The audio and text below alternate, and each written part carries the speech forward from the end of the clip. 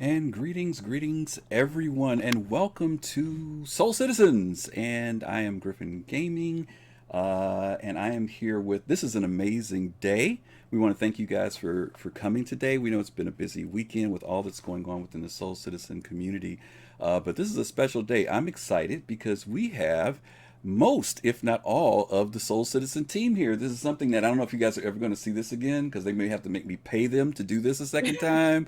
But we have everyone except for Seer. We miss Seer today. Seer, we miss you. Hope you're doing okay out there. But we've got everybody here today, and we are going to do a very different kind of show. You guys know this week has been a very busy week in relation to the community, and there have been a lot of shows talking about at the anniversary, CitizenCon, all the things that have been dropped by CIG. But today we're going to be tapping into the brains and the memories of our cast today, and sharing with you guys our thoughts and feelings about the development of Star Citizen. But before we get any further, let's introduce everybody. I guess we'll start at the top and work our way down.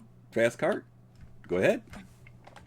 Hey everybody, how is everybody doing? I got my posse behind me and my posse around me. And hey, everybody, we got to wish Fastcart a belated happy birthday.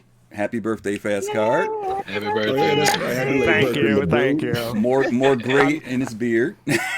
I'm so happy that CIG decided to give me a birthday present by releasing 3.11 and the 100 series. So thank you, CIG. There you go. All right, so we're gonna fire this off. We're gonna fire that off for Fastcart real quick, okay? Because of his birthday. All right. And let's go next to. Thank you, Ex Nihilo Nomia. Wow, thank you for the 100 bits. We appreciate that. Thank you. Let's go next to the man himself, the voice in the dark. Dig that, 32. What's up, Dig? What's going down? It's your boy Dig That, aka Mr. Turn Down Service, aka Like a Boss. The boss is in the house, so it's always good to have Dig with us. Gigi's already started. It's always good to have Dig with us. Let's move down. Speaking of the next, let's go to Gigi, GreenEyedGyal. What's up? Hello, it's Gigi. We here for the 8th anniversary celebration. We gonna do the thing, because y'all, it's time for the thing. Yep. This is going to be interesting for Gigi because she is let's just say she's the youngster in the sense of how much time of being in CIG. And so she has the pure heart right now because she hasn't been tarnished by those of us who've been around for 8 years. But it'll be good to hear her perspective on some of this stuff because some of this stuff will be new for her. And then some stuff she's probably heard as well. Next, we go to the big Special K, Kelosal. What's up, brother? Good evening. You think you could get any? You think your earphones can get just a little bit bigger, man? Those bad fellas look like you need to be wearing them in wintertime. We wear that in Chicago, Jack. We have stuff on our ears like that big. You down in a nice warm state where you don't have to worry about that stuff. No. But we do have air conditioning and heaters in our place out here in the South. Down in the South. Okay. Welcome everybody. It's good to see you all. A privilege to be here. I'm wearing pink today. People joked at me today, but they forgot that it was Breast Cancer Awareness Month. So yes. I'm wearing pink today in celebration and in memoriam of those who have fought cancer and breast cancer, and we just let you know that we support you and we're with you all the way, guys. Very cool. Very, very cool. All right, and next, the professor himself, Kimmy, 65. What's up, Kimmy? Good evening, everyone. All right. I want to say happy SIGiversary, and after 8 years, we're still here. I have not turned into a saltine. I have not turned into a white knight. I'm walking that thin line right there. Back since September 20th of 2013, and I've come to learn the process of game development to an extent, and I'm encouraged about the future of this project. So, nice. But definitely got to say, it could not have happened without the community like this coming together to make it happen. Nice. And we need to fire it off. Some of you guys may say, hey, I've seen that guy before somewhere. Well, you guys know that the community video that CIG put out this week, Kimmy popped on there a couple times. I'm sitting there watching the video saying to myself, here we go, another community video. And I'm like, what? Wait a minute. And I stopped and played it back. So we got to fire off with one for Kimmy. NDA, Kimmy representing. man. NDA. He was representing. We're going to fire off one because he represented. So we truly appreciate that. That was good, Kimmy. It was good to see you in there. And then last but not least, the veteran in the group, the man who can say, I was around before all you suckers, Younique. Hey, what's up, man? Wait, Griff. Wait, you missed 10th, man. Did I miss 10th? Wait a minute. Well, 10th, wait a minute. Wait. Okay, I stand corrected. I should have been looking at the other screen. Let me suck back everything I said. Okay. Hey, you're an origin boy. So let me. I mean, wait. I'm gonna have to make it up to my boy. Boys. Come on, man. I'm gonna make it up to him. I'm gonna make it up to him. Trust me, he's gonna like what I gotta say to him a little bit. All right. I dig it. You guys forgive me for missing my brother. My origin brother. Love? I know. It was a little Tenth Sigma coming from the West Coast. West Coast is in the house. 10th, go ahead and say hey, man. No, yeah, good to be here, guys. Excited about the 8th anniversary. I've been backing since April 2014, so it's good to be down the line and seeing what all transpired and looking to what's coming forward. So happy to be back on the show. Awesome. And as Kimmy reminded everybody, we are Origin brothers. By the way, 10th, Kimmy has a secret to tell you. Uh-oh. Oh, man. Okay. All right. 10th, I 311 PTU. Of course, It has issues. So, only had 3 ships. 100 series was there. Looked at it, got in. Long story short, I got one. You got one. No, It does that. Say it ain't so. Don't sit here and be like, oh, Kimmy. No. Kimmy made a wise financial decision. That's what happened. Kimmy made a prudent financial choice in his investment. I am appalled. Since you 10th, I knew I had something good for you. I had to share that with you, brother. I had to share that with you. I am hurt. Kimmy, keep going, man. Keep going, man. Just keep going. Pick them up, bro. Pick up. There's 300s, there's 600s, there's 800. You can keep going, bro. It's fine. It's fine. That's what happens when you're in an election cycle. Everybody goes against you. The complete turnaround here. I feel like I don't know you anymore. No, wait. He hasn't sold out. He hasn't sold out. Now he has not sold out. Now I gotta defend my brother. When Kimmy came to me and said it, he said, Griff, I gotta tell you something. He said, I flew it. He says, and I gotta give him credit. Now, Kimmy ain't never been a hater on Origin now, so don't, there's some other people in the room who I won't mention wearing pink that got something to say about Origin. But Kimmy has not been a hater on Origin, so I ain't gonna let the brother take it all, okay? Like the elections, the mud is being slung around, man. All right, so Nihilus is starting stuff. Yeah, the Origin completionist pack. Yeah, we can talk about that a little bit too, Nihilus. All right.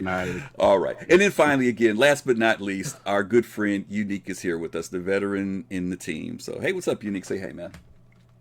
Hey, everybody. Glad to be here. Been online with Chris Robertson, Star Citizen, since October 2012. So pretty much seen and been around and trying to not hit 20,000 spent in this stupid game. Trying not to. So I'd like to quickly say happy birthday. Sorry, I missed it for the fast cart. I love the pink there, Kelosal and Kimmy. I don't know, man. All I can say is some Jim Jones things are coming to my mind right now. Hey, Kimmy, tell him. Hey, Kimmy, just tell him it wasn't a Mustang, so he can't say nothing. You didn't buy a Mustang, so you're all right. Nothing to worry about. See, I'm not treading it over there on fast cart. See, he got. You see fast cart's face. I have a correction to make. I actually CCU'd my Mustang to a Titan. That was like 6 months ago. I have 14 ships. Oh, you did. Okay. So I don't have the Mustang Beta anymore. Now, for transparency, I do have an Origin ship. Okay. It's the little BMW small ship. Okay, fair enough. And I bought it because Griffin said he would stop talking to me if I didn't. So obviously that didn't work. Okay. Well, listen, we really appreciate you guys being here. If you guys hang around today, we are going to do a ship giveaway. We're going to be giving away a 100 series ship, and it will be whichever one you want. Whichever one you want, the 100, the 125A, or if you want the 135C. So you'll get the pick. I just want to say, Kimmy, do not enter the raffle this time. Don't pick on Kimmy. Don't pick on Kimmy. Yeah, I guess I should say employees of Soul Citizen or not. Yeah, I could run that little waiver disclaimer, okay? But yeah, we'll run that a little bit later. You said it's a contractor? That's just a contractor. Did you say a 325? Is that what it was? No, not a 325. No, we're not going that high up the rank. No, okay. So anyway, again, folks, we're going to be kind of tackling this a little bit. So we want you guys to bear with us because there's a lot on our list. We're not going to hit every topic that's brought up, but what the team is going to do is find the things that they either remember or something that they want to ask about or talk about. And of course, if there's something you all feel your own thoughts about it, put it in chat for us and we'll try to respond to you as well. So let's go ahead and set the clock back to 2012 when this all got started. And most of you guys know that, yeah, no, let's set the clock way back. That when we were in 2012, Chris Roberts went to GDC and made the announcement in October of that year that he would be launching Squadron 42. Now, I have to say that because a lot of people keep thinking that it was Star Citizen, and it was actually Squadron 42, the standalone game that he ran the cinematic for and said, this is the game that I want to make. So maybe Younique, since you were the one that was there or around at that time, maybe you can kind of talk about it. The things that we have in here that was good was that the Kickstarter got started. That first month they hit 2 million. The bad that year was that for some people was that it ended. I think if I'm remembering correctly, it didn't last very long. It ended like in November. So there was only like a month. When was it? When was a month? It was a month. fastcart. 30 days. Yeah. Yep. So, and that was bad because some people didn't know about it. And a lot of people heard about it like toward the end of the year, Thanksgiving and Christmas. And like, hey, how can I get in on this? And it was over with. Now, the reason why we say it was bad was because there were some perks for people who got in on it on the very beginning. And by the time it ended within that end of that year, they had made $6.2 million. So maybe Younique, maybe you can tell us a little bit about what was happening around that time with this. Yeah, so I think all the perks that were given at that time, if I'm not mistaken, like none of them had actually been realized yet. Right. So we got robots and builders and, you know, R2D2 kind of maintenance bots, and we haven't gotten those yet. But yeah, it was a short-lived Kickstarter, but they did move it to one of the other campaign sites after that. But you got to remember, Chris Roberts was only looking for matching funds for his initial money that he put in. So he was quite sure with all the fans of Wing Commander that he would get 2 million pretty easy because he ponied up the first 2 million. So that's why it was so short. Oh, okay. And we do forget about that. It was a matching funds thing in the very beginning. Right. Didn't you all get some type of card or something? Because they gave a different card later. Didn't you all get some like a black card or something weird that you all got? They did offer a black card, and I have one if you really want me to dig it out somewhere. It's supposed to get you into events, all the events free, whatever. Okay. In anywhere in the future. But I think they're hoping that everybody lost them by now. Okay. So for most of you guys, and this just real quick for the audience sake, when did you come into the development? fastcart, when did you start? You started when you found out about it? I found out about it in the Kickstarter. My friend in SWTOR, Star Wars: The Old Republic, told me about it. I still am a LucasArts fan. I played X-Wing and TIE Fighter versus Chris Roberts game, so it didn't really appeal to me. So I knew about the Kickstarter in October of 2012, and I saw the thing, and I was like, I'll wait. And then I actually, 2 years later, I watched CitizenCon 2014, and then I backed. Okay, cool. Dig that. When did you get in? I bought in 2016, but I didn't start playing it till November 2018, the CitizenCon then. Okay, did you just buy like a starter or something and just stepped away from it? Or because you were doing Elite, you were really heavy into Elite.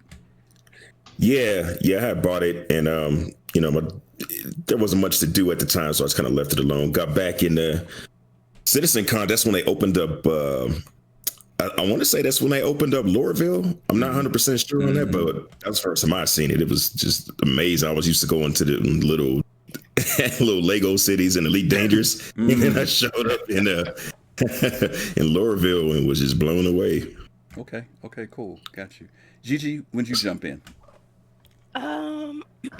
For me, it would have had to be about February of 2019. Okay. Yeah.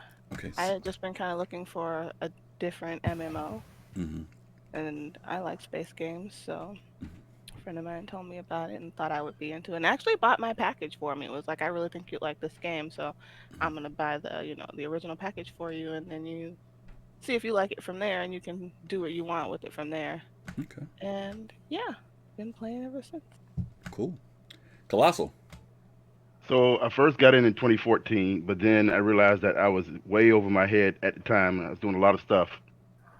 So I decided to go ahead and back out in certain projects, including Star Citizen, and then jump back in big time in March 16th, 2016.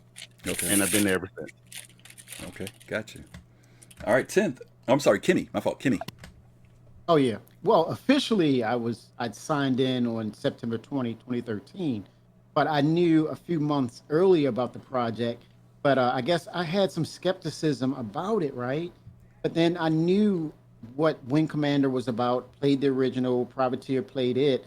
But what I think what added to that skepticism was, for the first time I saw Chris Roberts, and it hit me to say, wait a minute, this was a freaking kid at the time when Wing Commander came out.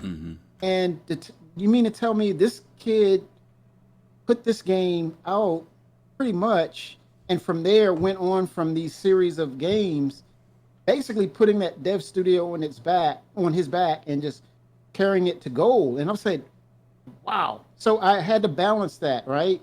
For the first time seeing Chris Roberts and do this pitch, and knowing what Wing Commander Privateer was to me, and I did the balance. At first it was skepticism, but then I waded in and said, okay, I'm in. And so I officially backed in September 20th, 2013, realizing that, knowing his reputation with those projects and going forward, I said, I got to get in on this. Okay, cool. 10th, what about you? Yeah, I backed in April 2014.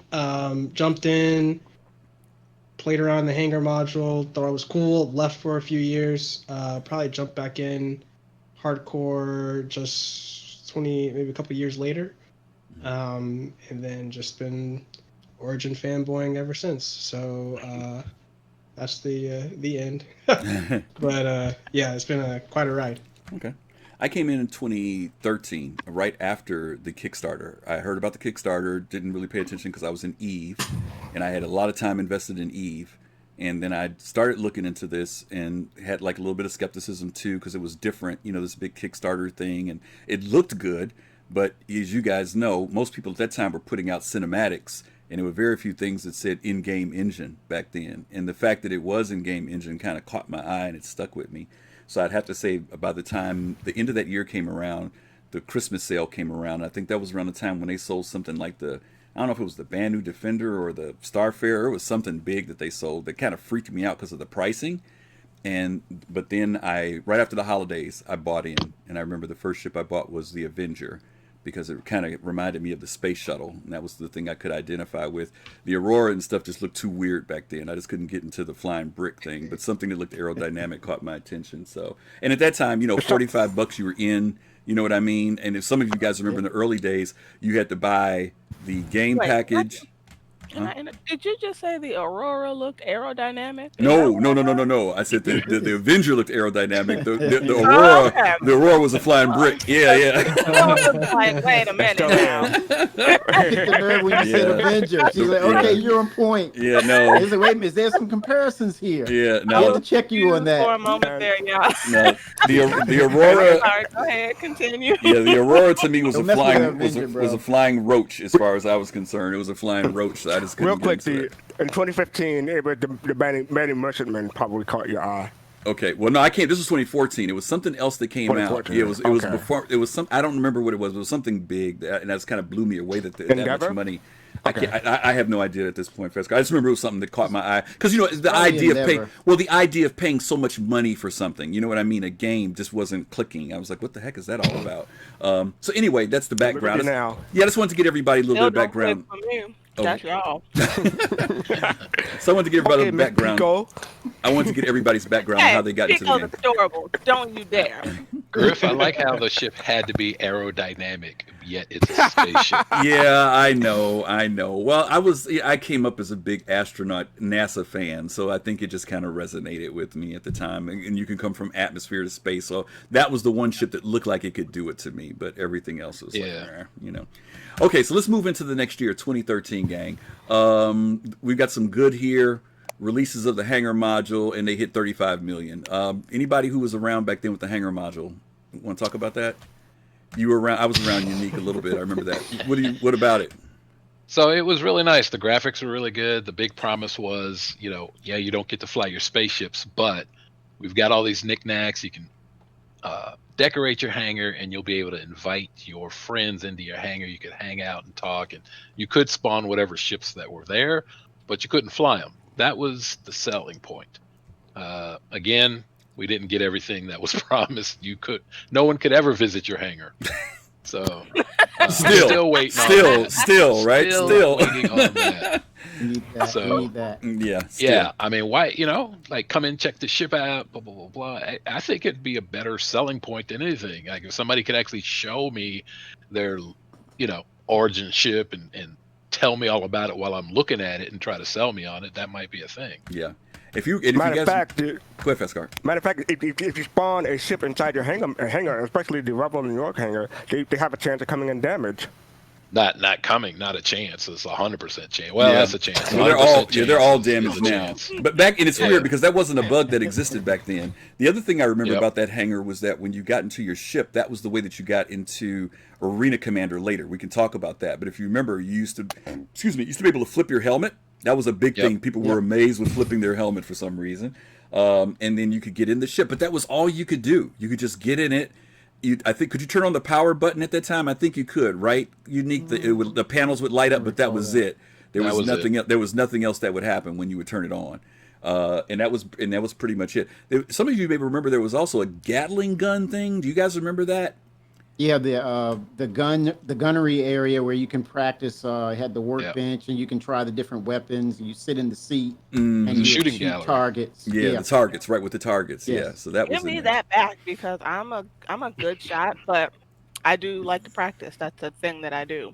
Yeah. I really, really would love to be able to, you know what I mean? Mm-hmm. Go out with a rifle or a gun and go to the range and just get better at it before I go do missions and get my head blown off.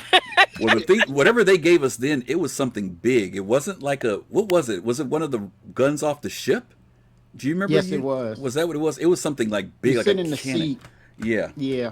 Yeah, it was the It big. It was like turret training. Yeah, it was right. It was like a turret. Right. That's kind of how it felt, more like Even a turret.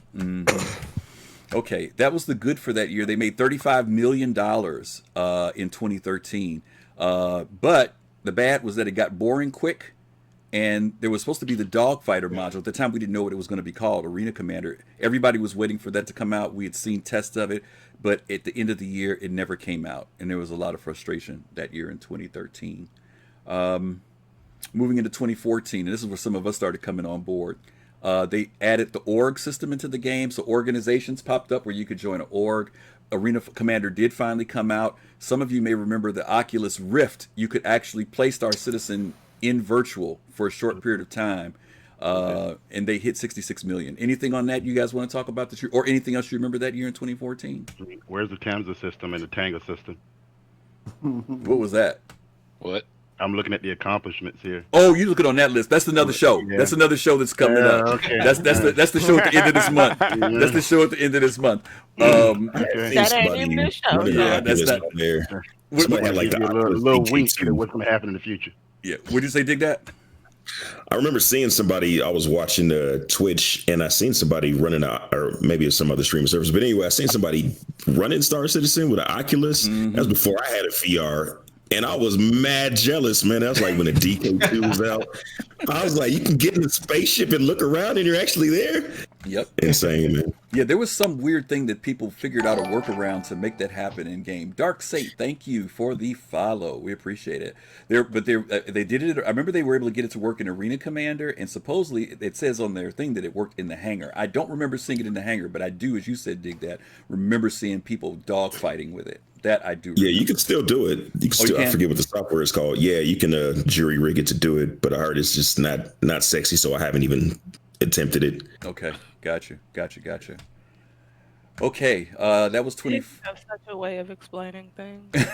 That's why he's Dig That. That's why. That's why he Dig That. Yeah. How many of you guys? I never asked this from you guys. How many of you guys are in orgs? Is everybody here in an org? Everybody. Okay. Everybody. I think we're all test squadron. No, I don't think everybody's test. No, not everybody. No, Tent's okay. not. Tent's is Vector 27. He's not test. Yeah. But we love him anyway. Vector. We love him anyway. Thanks for having me, guys. All right. You love him anyway because he's an origin. Yeah, that's right. Yeah, that makes sense. Okay, so here's the bad in 2014. Some of you guys remember loading times. Does anybody remember loading times pre-SSD? Anybody want to talk about that? Oh my Not God. really. No. It took a long time.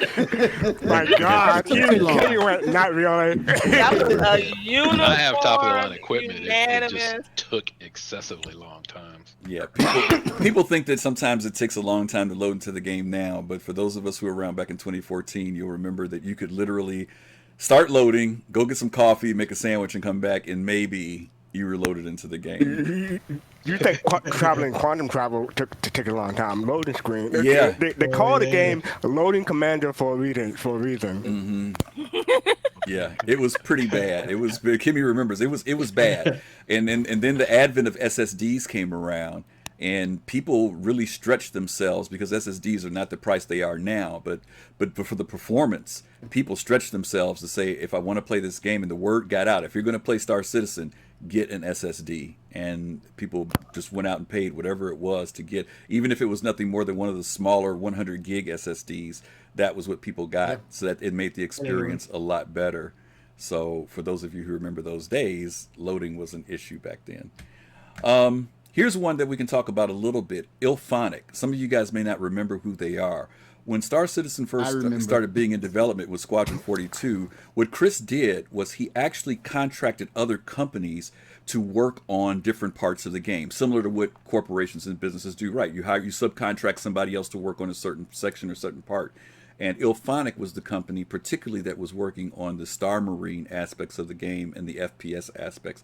Anybody want to talk about that? Give a brief history on the Ilphonic piece? Denver, Colorado. These boys were in Denver, Colorado. And in my opinion, I think those boys was baked over there because it was all legal there. But they would get on and just talk about the progress. It was so vague in regards to where they were. They didn't really, unlike what they were showing with Inside Star Citizen and such, it wasn't really a lot of video. They would just give you dialogue and they pass it on to the next guy, and you didn't feel any confidence with it, right? And down the line, come to fruition, it never passed because they did everything in 32-bit as opposed to 64-bit dual precision that they needed to scale this stuff right, and it was out of whack basically when they uploaded it into their database, and that was it. And then that severed all ties and money and time spent and wasted on getting the FPS module that they were going to run. But they did help with that demo, that module of Star Marines versus Pirates. But yeah, it didn't go well. And to your point, Kimmy, that was probably the best thing that they did do. At least we did get a visual idea of where they were want to go. But there were a lot of problems. Metrics was off. There was just a whole bunch of stuff that was wrong. And it wasn't just with Star Marine. Sometimes you guys will hear CIG talk about metrics when it comes down to their ships moving from concept to reality. And there were a lot of things that were drawn in the beginning a certain way that, based on how things were done before, it wasn't a big deal. But as Chris started to add more to the game, such as ventilation system, oxygen, wiring, all that other stuff, and the physicality of even our avatars, they had to start making metrics that fit in a certain way so that we could physically move around in the game in real time. And so that became an overhaul. And these were controversial years from 2014 through 16 because this was the shakeup time. This is when, as Kibby said, the feeling was, wow, we wasted a lot of time and money on these contractors that didn't get it right. So what CIG did at that point was say, we're going to do a lot of this work in-house. We'll hire in people. So they started even bringing in people from Crytek and some other places that started working directly Mocap for Studio. them. Yeah, Mocap. Go ahead, fastcart. Real quick, in 2013, the CitizenCon, there's a whole list of different companies that they had subcontractors like Moon Collider and stuff like that. So and we haven't heard about them in quite a while since they bought everything in house. So it was a lot more than Ilphonic, but Ilphonic was the big one. Right. Yep, and that's like I said. They eventually got rid of all of the contractors, and I think there was only one that they kept around for a while. There was another one in the UK. Turbulent. Thank you. They kept them around. That was Canada. Yeah. Oh, Canada. Okay. Yeah. Moon Collider was responsible for the AI. They were doing the AI for Star Citizen. Okay. Okay. Well, the next one that was a problem that you guys remember was bugs, and more bugs. There was constant bugs in the game. Well, okay. I was going to say, are we speaking about this? Okay, well, okay. Right now you get bugs. Back then it was bugs, and more bugs. So we had 3 times as many bugs. But it was very buggy. Show of it. Yeah, it was very buggy back then. Extremely buggy. And so, part of the thing was selling this thing on testing and getting people to test in the game. I don't remember if anybody remembers when Evocati started, when testers started. Does anybody remember what year that was? I want to say 2016. Was that a couple of years later? Because I thought it was around 15 or 16. I can't remember. 15 or 16. Okay, all right. But most of the bug testing was done in-house at this time. We didn't have Evocati. We didn't have all this wave of testing. So when we got it, it was funky. It was really, really funky. And so there was a lot more bug testing done back then. And then here's another piece of controversy, which we'll only bring up once, maybe twice. Derek Smart. Those of you remember Derek Smart. Derek Smart was another developer, or is another developer, who had been around just as long as Chris. And if you say so. Yeah, I'll say so-called, okay? But he basically got into a huge controversy. Gerbler, thank you for the follow. Huge controversy with him and Star Citizen and the development. For various reasons. Some of it was that he had being a hater. Yeah, some of it was being a hater. Saltine. Some people said it was jealousy. Some people said it was a lot of stuff. But he's sour lemons is what it was. All that bitter. All these flavors he chose to be bitter. Sour and salty. But Griffin, you got to remember, Chris was stealing his stuff. He had a game coming out, Line of Defense, and Chris was stealing stuff from Line of Defense. Yeah. Was he? So you say there was? Did you say it was a game? Fastcart. Let me correct you. Did you just say that was a game? Come on, man. What you drinking? Did you see the manual that came out with that thing? Games don't come with manuals like that. If I gotta read an entire novel to play your game, it's a simulator, bro. This is what happens when you open up the DS bottle. Go ahead. I honestly was in that time frame of when it really happened with him, with the Battle Cruiser 3000 AD, and it went to live. And to be honest, I'm speaking truthfully to my experience. I felt sorry for the guy at the time, and I think something really broke inside him at that moment when it was released. He had to try and troubleshoot and patch this by himself. And the publishers just threw him under the bus and just pretty much said, hey, it's on him. And then they sent out statements and they basically told people, you can't play this game. They shut him down. And then it was just a foray of back and forth over the internet with people who purchased the game and him going back and forth. And honestly, I felt sorry for him because of that situation. But unlike Chris, he did not have the right people around him. He tried to do this thing wholeheartedly solo, and it went really bad for him. But I think something broke inside of him after that experience. He's never been the same. He never recovered from that. So this was one thing that I'm looking at this. So I'd heard about Derek Smart. I heard about all this stuff, but when you start talking like accounting and forensic accounting, to be specific, that's kind of my domain. and $1 million for a forensic accountant. What happened here, guys? This is the first time I'm hearing about. So this here was the accusation. There was Derek invested, quote unquote. He backed the game. I think he spent $250 in the game. Okay, and because so much of the game, and again, it's like Kimmy said, trying to get into this guy's head may be a very difficult thing because there always was a competition from him from back in the days of Wing Commander with him putting out Battlecruiser 3000. Okay, they were like the up and coming brain children back in the 80s for these games. Okay, Chris ended up being the one who basically got the prize. Derek kind of was the wonder kid who got kicked to the curb. Some people say there's always been this ongoing jealousy thing going on with them, possibly, but Derek presented it as if, I'm digging this thing that Chris is doing. I want to back it. I want to succeed. But then within a very short amount of time, he started questioning the viability of the project. Is it possible to even have some of the things he's saying? It's too ambitious. He started talking about the history of Chris when he was working at Microsoft. All this stuff came up from Origin Systems. All this stuff came up, right?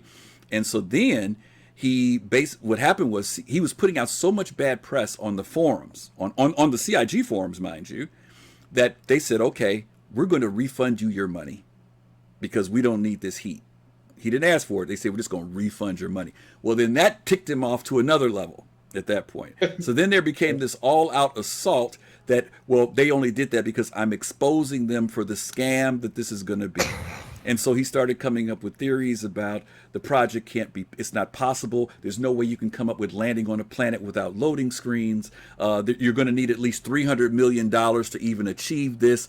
Mind you, all these things have been done, right? But back then, $300 million we're talking about back in the days when we had like 40 million. You know what I'm saying? When he was saying that, so then the scam aspects came up. Now you got to remember Chris's history not only goes from his history in Wing Commander, but he also has the motion picture industry that he worked in for several years afterward. He made money. His films were moderately successful. Some of them weren't that successful, but he made enough money that once he made that money, he said, you know what? I think technology is where I can make the game I want to make. And what I've learned from both the gaming industry and the motion picture industry, if I can combine those things into a company, then I'll do that. So that's what he decided to do. He came back to gaming because he felt tech was there. Similar to what James Cameron did with Avatar, right? He says the tech is there. I can make the movie that I want to make. Well, when he decided to do that, now mind you, he's got money. Chris has got money. Well, then all of a sudden there was things about Chris and him having money and yachts and where's all the money going, transparency. I mean, all the stuff that came up. So then he launches this forensic accountant thing. He's going to report them to the IRS. He's going to have all these lawyers come in. But of course, none of this stuff, nothing came out of it, right? But it was a huge controversy. And of course, what it did was create doubt within people in the community on a project that had never been done before. So there were a lot of people who said, well, man, maybe he's got some good points here. I mean, we're not seeing evidence. Things keep getting delayed. This thing with Ilphonic came up. You know, what's going on with our money? And so that escalated and continued to escalate. And now here's the kicker. Here's the kicker. You know how people say there's some press there's no such thing as bad press? It brought Derek Smart back into the limelight, where he had been in the shadows for... Go ahead. I have something to say about it. Sure, go ahead, Younique. I've been around since Wing Commander 1 showed up. Mm-hmm. Okay. Watch Chris Roberts get his Ferrari when he was 16 years old. Mm-hmm. Until Star Citizen / Squadron 42 showed up, and Derek Smart started yammering on the website. I'd never heard of him or any of his games in my life. That's a good thing, Younique. He was running on the idea of there's no such thing as bad press. Obviously there is now because he invented it. Right? But he's like, I'm going to become famous and I'm going to be able to steal some of Chris's money because I'm going to get in it on this genre. And he was somewhat successful at doing that, and he had his shot. Yep. And then, ta-da, look at what I produced. And it's like, wow, I've taught 9-year-old kids that code better than what he presented. The only thing I want to say is that Derek Smart is the one who said the technology for procedural planet at least a decade away. That's paraphrasing, but he's the one. That's where that meme came from. Yeah. I just want to say that Kimmy, you are a sweetheart for having any empathy for that man. I truly admire that you do have that kind of warm heart, because I don't. You know what? For me, I don't have sympathy for people who make their own failures somebody else's problem. Yeah, Right? there's no Okay, excuse so for him making it you personal. didn't do what you wanted to do, so now I want to tear this guy down too because he's doing what I wanted to do better than I did it. Good point. You're trifling.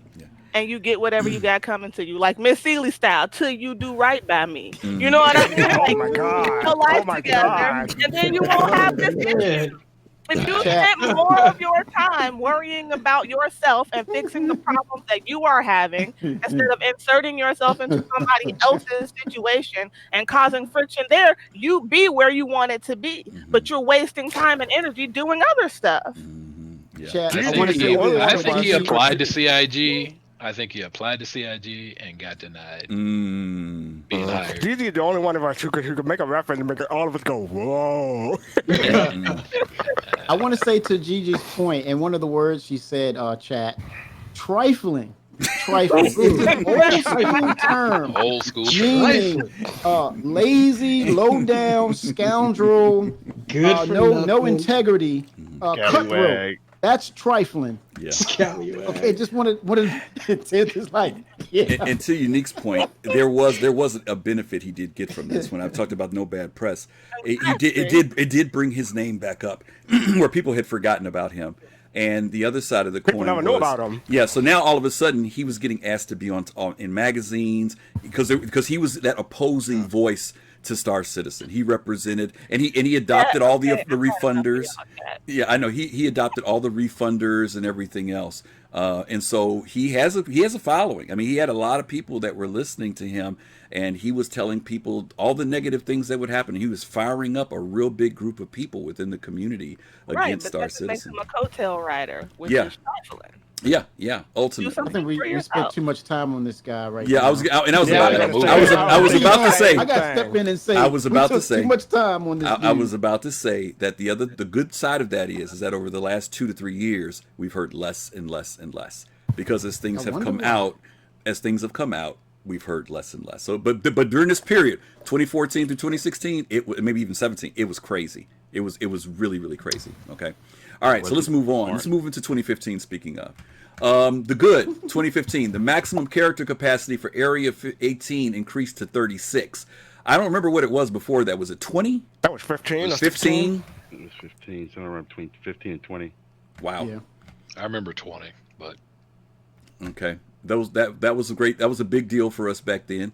Gray Cat buggies. Now, that may not sound like a big deal. This is the only vehicle that's on our list, guys, and the reason why is because if you remember back in the day, when we had our hangars used to expand. So if you had 10 ships or 15 ships, you had 15 hangar bays. And or something like that. Yeah. And not 15, but it would broke up. It was like 4 ships per bay, so multiply it, 6, something like that. So you used to actually get in your Gray Cat to drive down to get in your ship at that time. Literally. And people used to do Gray Cat buggy races. If you guys remember, there was even the Evil Knievel ramp. Where you could Robbie jump Knievel, them. Evil Knievel, whatever you want. All that stuff was in the hangars. So Gray Cat was a way to pass our time because as Younique said, your ship sat in the hangar. It was just something pretty to look at. You couldn't fly it. So I got a question. Yeah, go ahead, buddy. Yeah, Area 18 existed in 2015? Yes. Yes. The lobby, that little central area with the floating globe. Mm-hmm. Oh, is that all Area 18 was back then? Yeah, just the inside city part. Yeah. Yeah, in 2015, what they called it at that time was the social module. Because all we had before that was Arena Commander in the hangar. So what they did was, you know the area where that globe is when you go to Area 18 right now? Yeah. Okay, that was there, and there was like a small hospital, there was a gun shop, there was a clothing store, and there was the G-Lock. That was it.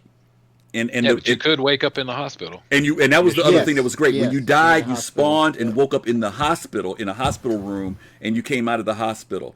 But at that point, the gun shop wasn't open and the clothing shop wasn't open. Only G-Lock was open in the hospital. Oh, and the place where you get missions now. What was that called? The place where you go like for commodities and stuff. With the globe. Yes, it was a big room with the computers in it. With the kiosk, right. Yeah. But that was it.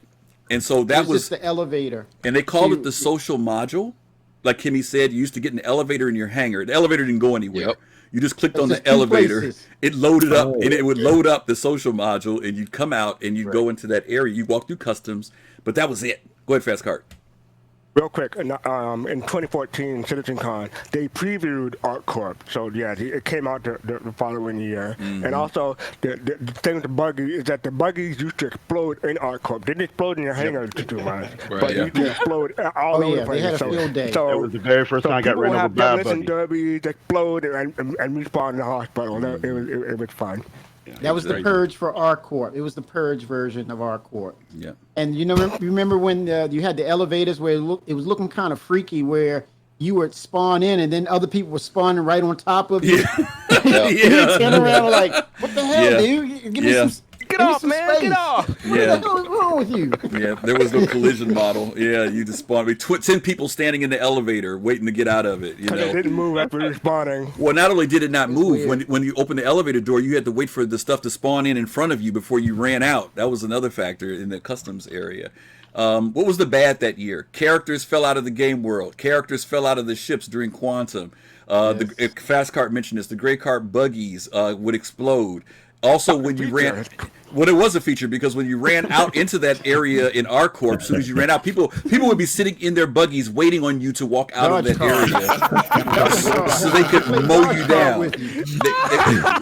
What happened? Pad ramming before they were pad ramming. Yeah, they would mow you down. They would mow you down. You try to run over to the gun shop and they run you down. So that was what people did. That was the pastime back then.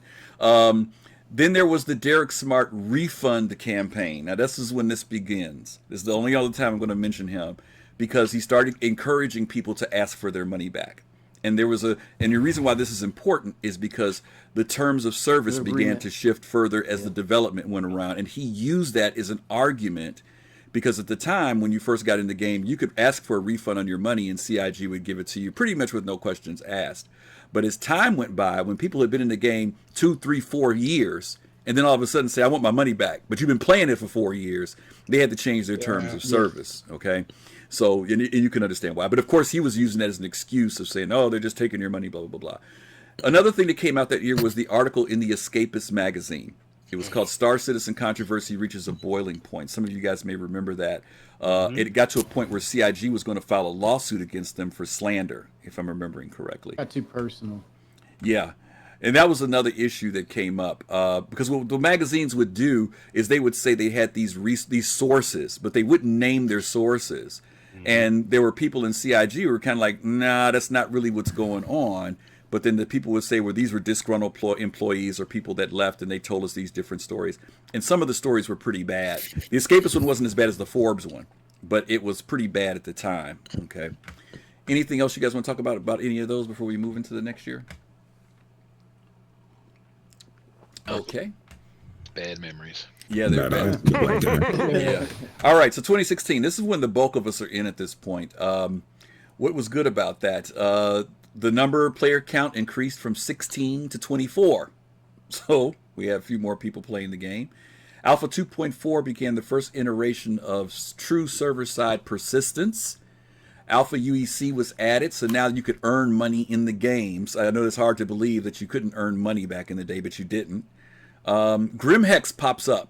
So now we have a new place that we can take a look at and go to for Outlaws. Star Marine became available. So FPS, even though in 2014 it got killed, in 2016 we get FPS playing. And then Pirate Swarm was also added to Arena Commander. Anybody got anything else they want to talk about any of that? Can I say Grimhex was wonderfully a shit show when they first came out?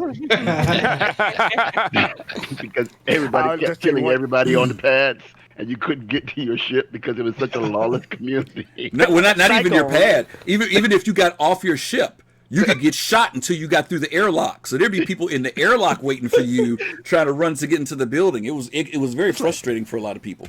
Right. It's like a cycle. You got the great cat buggy killer. It just moves around. It was there. Then Port Korea. Yeah. Yeah.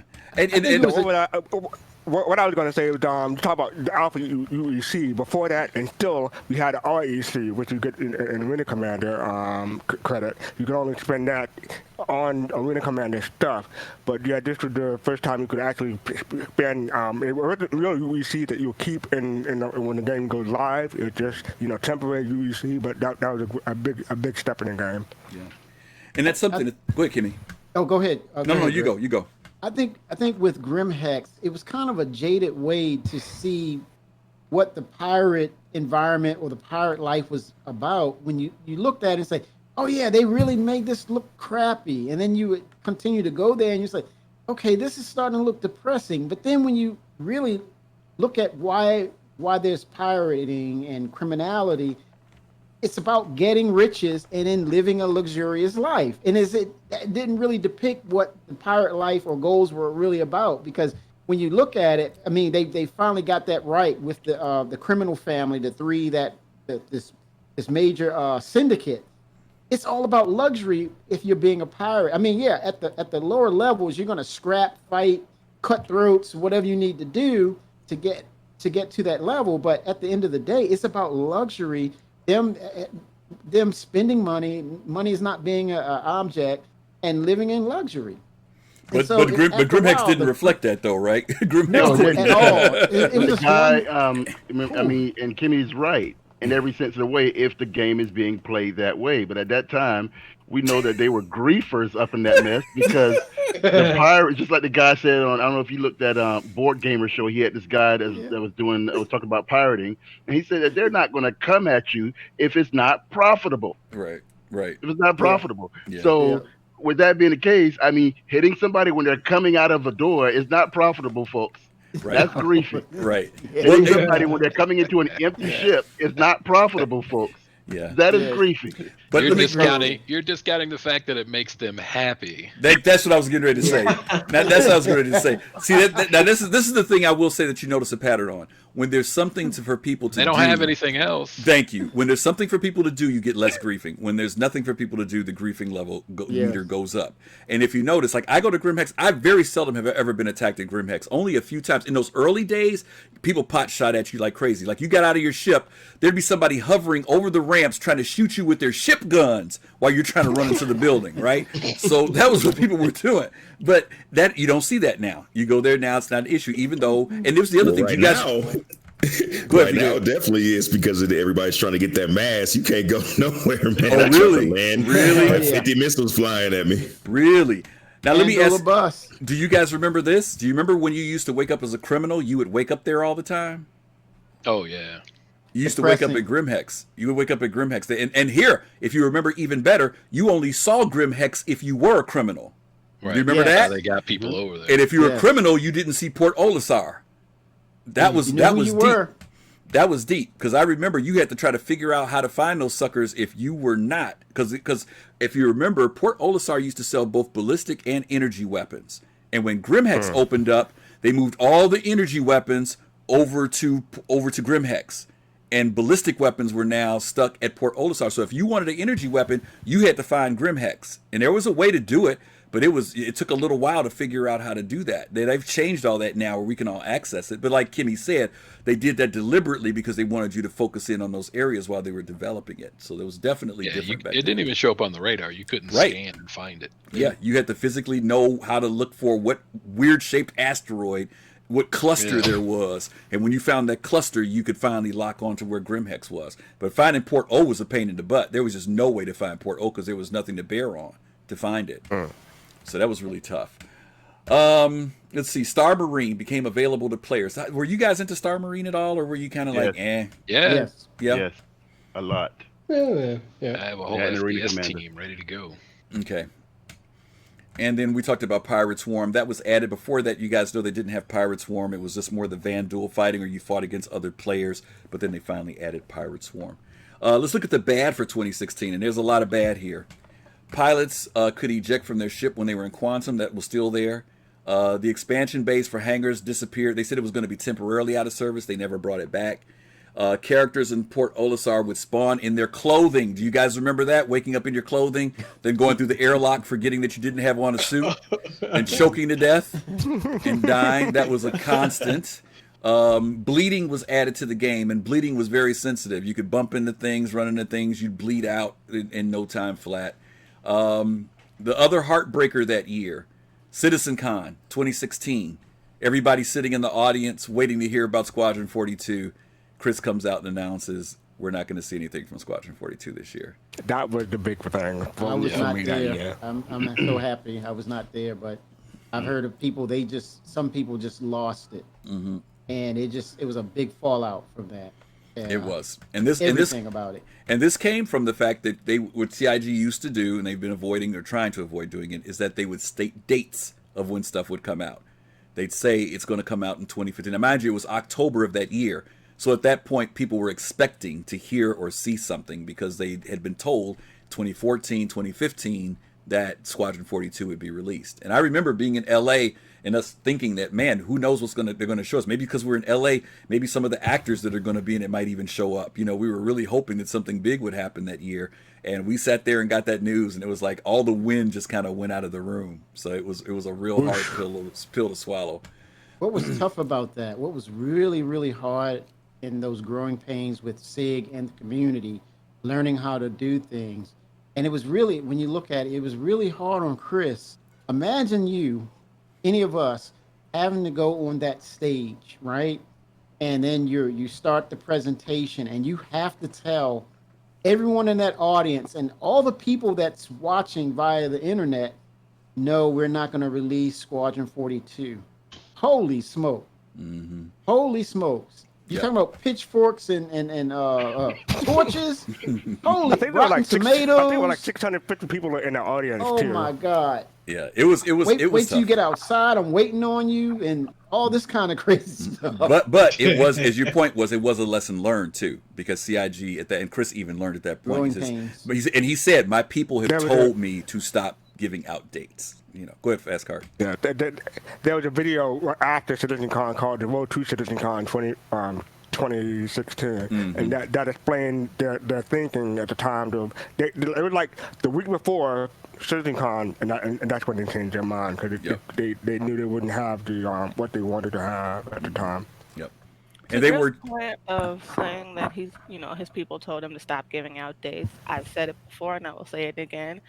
Probably a bigger part of the reason why everybody is so frustrated is because we have been slightly too involved with the process of building this game, and so now everybody is really itching to have something in their hands because they have been waiting for 8 years. But the fact of the matter is, these type of games tend to take about 10 to 12 years. Like, that's just kind of the way that it is. So yes, you want it right now. You've been waiting for a long time. I get it. I understand it's frustrating to wait, but at this point you realize that you're staring down the barrel of about 2 to 6 more years, and you kind of have to just accept it for what it is and say that if you want the best possible product, you're gonna have to wait.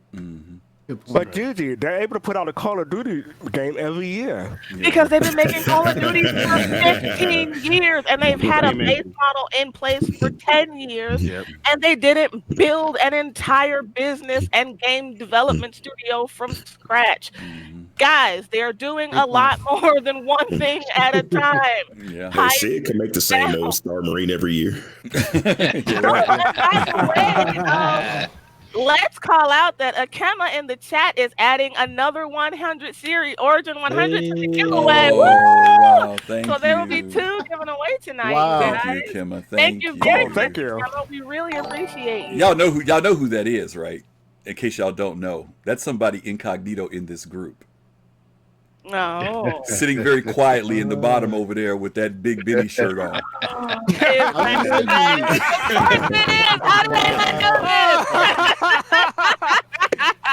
Younique, you're awesome, buddy. We always Thank you. Carlisle, thank you. Carlisle, thank you for gifting that sub to Table of Horrors. And Laronitis, thank you for following us. 07 Carlisle. All right, so that'll be 2 300 series that we'll be able to give out today, guys. So just hang around for that. 100 series, 2 100 series.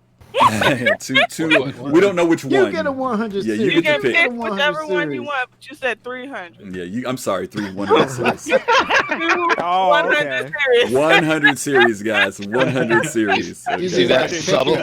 Do you see that subtle thing earlier when I said 325? Yeah, you try to slide that out there? Okay, right. Suddenly he's giving away 900.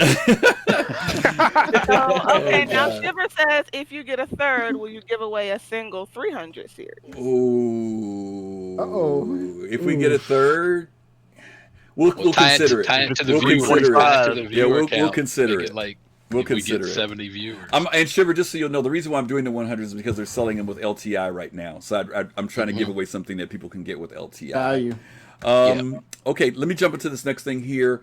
Lockers became available. You guys know we don't have the lockers anymore. Big Murder Face, thank you for the follow. We don't have the lockers anymore, even though they are still in various locations in the game. Star Citizen Refunds was created on Reddit in July of 2016. For those of you who don't know, there actually is a Reddit page called Star Citizen Refunds, where those who feel that they should be getting refunds all go and talk about they should be getting refunds. So all the saltines just put themselves in a package. That in a box. And it is still active. It is still active to this day. They still are talking about their refunds. Sense. Like, yes. I can just smell the salt coming off that place. Yeah, it's there. Reading Reddit is like... It just smells like ocean water around there. It is there. Okay. And once again, this is the last time we had another update to the terms of service that year as well, because this was starting to kick off this whole issue with refunds. Go ahead.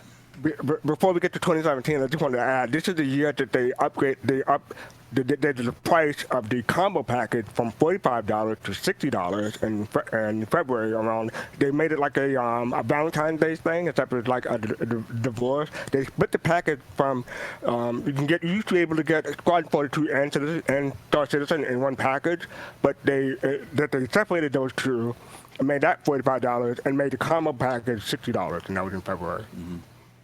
So you guys may remember some of the earlier packages. Pramster, thank you for the gift sub to Akima, of all the people who gets one. That's great. It's going back to you. Yeah, I don't know what this is. Oh, you got it. He gave you a gift sub for the channel. Oh, that's all. Yeah, he gave you a gift sub for the channel. Thank you very much. Yeah, some of you may remember that when you first came into Star Citizen, you would buy what they called a game package. And then they had this thing that you paid $5 so that you could fly. I can't remember what they called that thing back in the day. It was Game Pass. It was a Game Pass. That was it, Game Pass. Then they got rid of Game Pass, and so then you paid for either Squadron 42 or Star Citizen.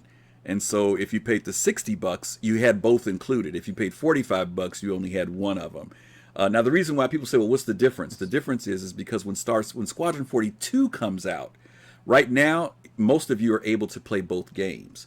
But later, Squadron 42 will be its own standalone, and you'll pay $59 or $65 to play Squadron 42. So that's one of the benefits of being a backer at this time, is that you get to participate both in Star Citizen and Squadron 42. Okay? All right. There was a lot of value at the time. At the time, yeah, absolutely. Well, I tell you, in what 2012... Letter? Chat, I don't know you what were letter. Paying for Squadron 42. There was no Star Citizen. Mm-hmm. The Star Citizen multiplayer universe was a stretch goal. Right. That came later in one of the stretch goals. So your original backer, like myself, we were only backing one game. We just magically got two. Mm-hmm. Yeah. Let me ask you a quick question, Kelosal. Younique, in relation to that. Back then, when it started to move, when Chris started talking about making this additional thing, do you remember what the sentiment was about that? Because my understanding was that people who backed the original idea for Squadron, they were pretty cool with it, or was it kind of divided in the sense of people saying, "No, don't do all that. Just do this game you mentioned." Do you remember the sentiment? No, it was just a stretch goal, and there was a big frenzy about stretch goals. But he put it out there: if we'll make a multiplayer persistent universe, here's a stretch goal. If we hit that, we'll do it. Mm-hmm. And it kept going up and up and up, and checking off the things. It was like a little ladder. Mm-hmm. And that goal was because eventually at first they were just, here's a set of things, vote on them, right? Mm-hmm. And so that was it, based on the money. And then suddenly, because they were only like $100,000 at the time each goal, and then I think that was thrown out about 14 minutes later when like we surpassed all of them in about 12 seconds. And so they stretched them out to like $1 million goals. You know, the studio for the mocap studio, and that was one of the stretch goals for the persistent universe. And when that happened, I don't think they really thought it was 2 games. I think after they had the goal and then they started trying to figure out how are we going to do this, that they realized it was a separate game altogether, and that they came up with the idea of Squadron 42 being the entry into the persistent universe. Okay, got you. So you would finish that game, and then you would wake up in the persistent universe with your reputation intact for a job well done as a fighter pilot. Nice. Thanks. Well, for actually, it shows here, guys. Fact check here. It shows 11/16/2012, and these were some of the bullet points for the accomplishment of bringing the project up to 5 million. You would get enhanced board options, melee combat, heavy weapons, zero gravity simulation, HUD options, and EVA combat. You have increased ship customizations, tablet companion application, and the RSI webcast will feature a monthly town hall with Q&A with CR himself. Then you had Squadron 42 will feature celebrity voice acting. And then here is where they said Star Citizen will launch with 70 star systems. And then it says Star Citizen will feature an additional base type. Can you discover the alien derelict? And that was in 2012, November 16. Toward the end. $5 million backer goal. So that's when it introduced to say, oh, we're going to put in some systems for you as well. It wasn't originally 100 systems. It was like 20 systems were the first in the very beginning. Okay. And I just want to add real quick that they went up to 65 million for the funding goals. You know, obviously we surpassed that. But for 63 million, that's the last date they had. It was November 26, 2014, at 63 million, and soon after that they got 65 million. Okay, good. Yeah, I just put it up there for chat to see. So it goes all the way up to 2014. Okay, good. Thank you, guys. Those are fun times. It didn't go through. I'll put that in. We're all like, yes. Okay, 2017. All right, here's the good. Some of you remember VerseCon. I don't know who all went to VerseCon before. I went, Kimmy went, fastcart went. VerseCon, if you don't know what it is, VerseCon was the first. You know how we have bar citizens where backers will throw some type of event where we get to socialize and come together in different cities. Well, VerseCon was a player-led or backer-led convention that was held in Austin, Texas in 2017. And the reason why is because at that year, CitizenCon was across the pond. It was over in, I think, Germany or Europe. I forget where it was that year.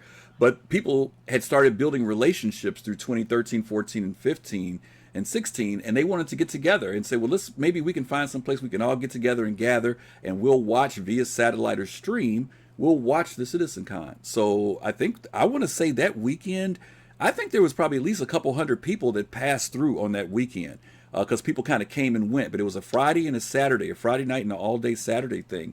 And the cool thing about it was that some of the people who worked for CIG who didn't make the trip across the water, Austin studio, like that were in Austin.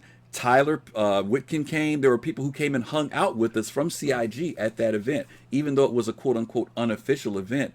They came and supported us and talked and did all types of stuff. And there were a bunch of the streamers and people, the content creators that were there. And we had a really, really nice time. I mean, it was a really, really a good time that we were there for that weekend. But that was the first time that something that was led by backers that was done on a convention level. And they did very well for it that year. Real quick, I just want to say I met Commander Wingman that year. He was on, and he was with the company before my time, so I didn't really know about him, but I got to meet him there. Is that Eric Peterson? Yeah, Eric Peterson from Wingman's Hangar. Yep, he was there that year. Yep. Yes. Yep. Let's see. We had VerseCon. We had the Xi'an language was introduced. If you guys remember, CIG hired a linguist to come in and create the Xi'an language. The new ship matrix came on board. Now, I don't know if you guys remember the ship matrix, but the ship matrix is basically the thing that we use now that says you're using a class 1 this or A or that. And we all had to adapt to that because this whole idea of components and stuff, and they first introduced it with weapons first. but later on it would grow into, being involved with components as well. But the ship matrix got introduced. This next one I'm going to let fastcart talk about. The clearance level ultra required. Access denied. We need to talk about that. Should be under bad. That should be under bad. Okay, we'll move it in bad. Let's do it in bad. We'll do it in bad. The other thing that came out that year was the Pioneer. Now, we mentioned earlier we weren't going to highlight ships, but there's a reason why we're mentioning the Pioneer.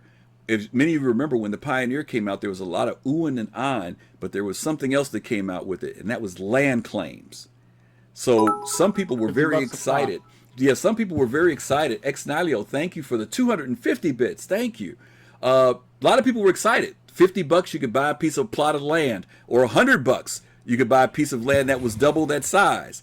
Now we say that was a good thing because for those of us who thought the idea was great, but we'll talk about what else it was. There was some controversy about that. So in the bad category, the ship matrix, that was bad because people had to learn this matrix for stuff that wasn't even in the game. The subscriber town halls, where people were paying money for the subscriber town halls, people liked the town halls, and then they removed them. And there was a lot of controversy about that because people were saying, well, I'm paying this money, and you guys are taking stuff away.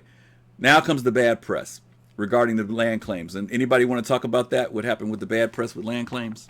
Does anybody remember? Well, they were things that... Go ahead, Cart. No, go. No, you can cover it better. No, I can't.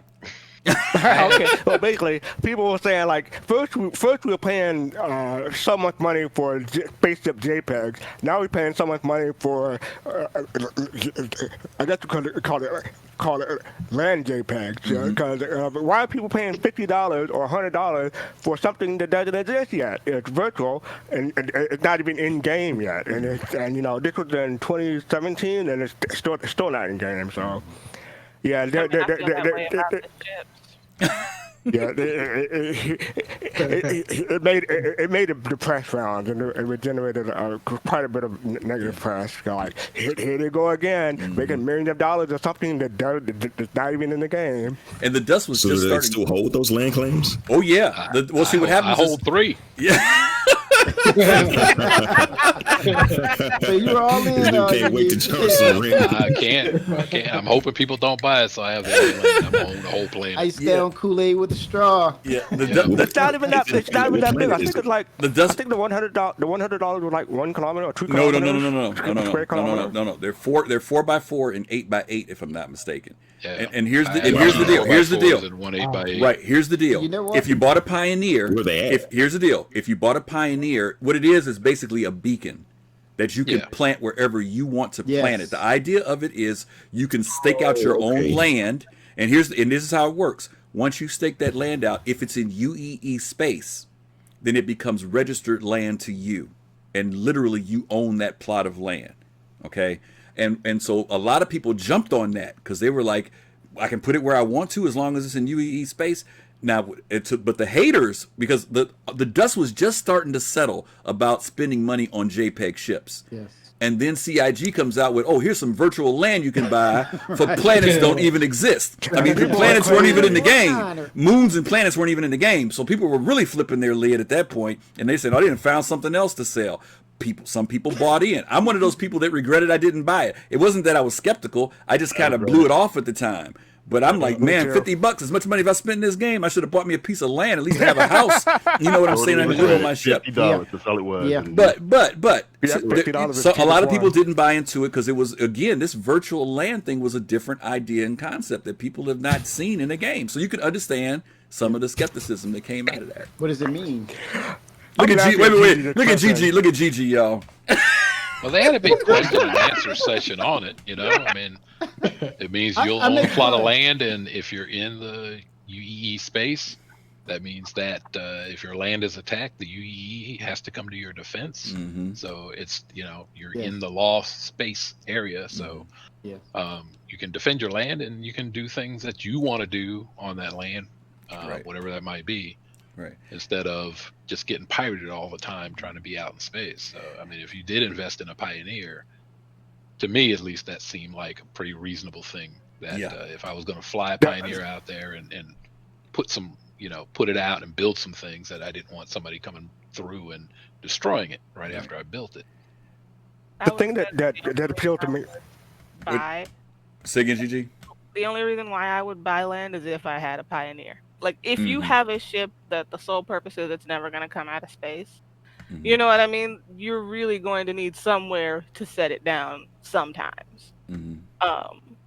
So I get that, but unless you've got a pioneer, the idea, like, y'all know how I feel about this stuff. I'm not spending a whole lot of money on these pretty JPEGs, and I'm certainly not spending money on a pretty JPEG land. I will get ready to open up that anniversary.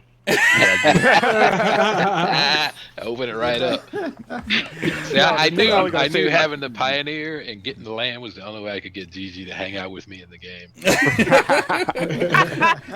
No, the thing that appealed to me was that Guys, you could put the land claim literally anywhere on the planet. So if you knew that a certain area had certain minerals that you wanted to Yep, mine, mining rights and stuff. that if you're a manufacturer and you wanted that material or good material, you could stake that land claim and it'd be yours. That was the only thing that appealed to me, but I didn't get any land. Well, take into consideration too. A lot of the game mechanics have not been discussed to make people see any reason to do it. So mining was one thing at the time. Well, they We put out didn't a have- Q&A. But no, but that's not what I mean. We didn't have mine. I'm talking about stuff that we actually have tangible. There was no mining at the time at that level. What we're thinking about now.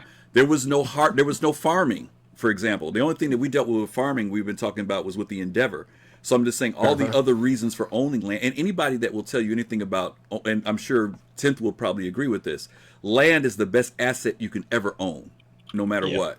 You know, once you own it. And so there's a dynamic there that hasn't been implemented in a real way for people to see a purpose for having the land. So you can understand the reason why people were like, because I'm not trying to be funny, people were buying land up because they were worried about whether or not there'd be any land left. But once we start seeing how big these moons and stuff are, it's like you ain't got to worry about that. There's plenty of land. You know what I'm saying?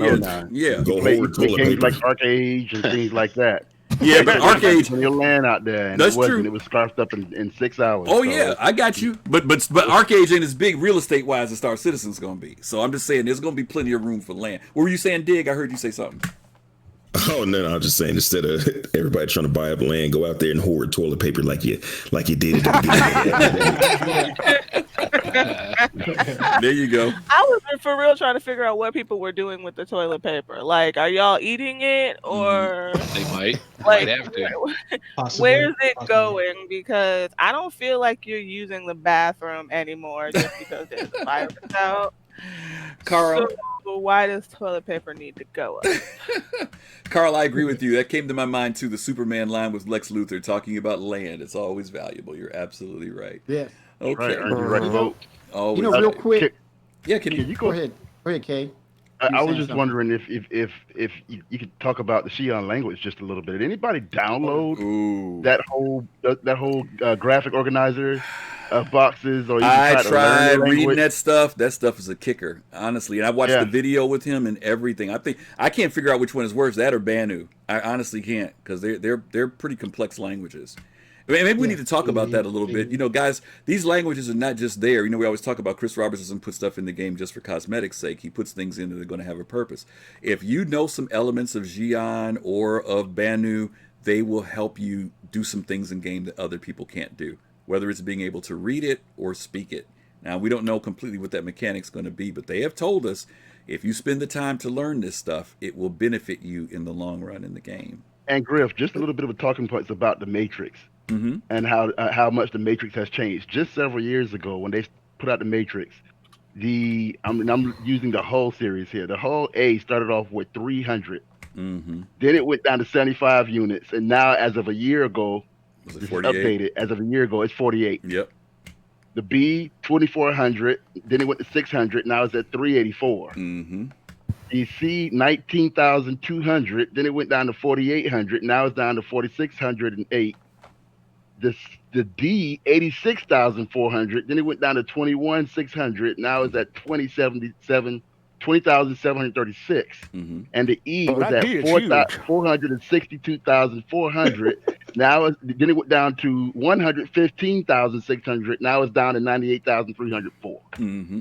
Welcome to iCash and Welcome to ICAST and physicalized objects. No, welcome to terms of service that we can change this game anytime we want to, and you can't say nothing about it. and I'm saying that, and I want to say, let me say this fast card real quick. I'm saying that because people keep forgetting that when they purchase and back in this game, they check that little box that says just that.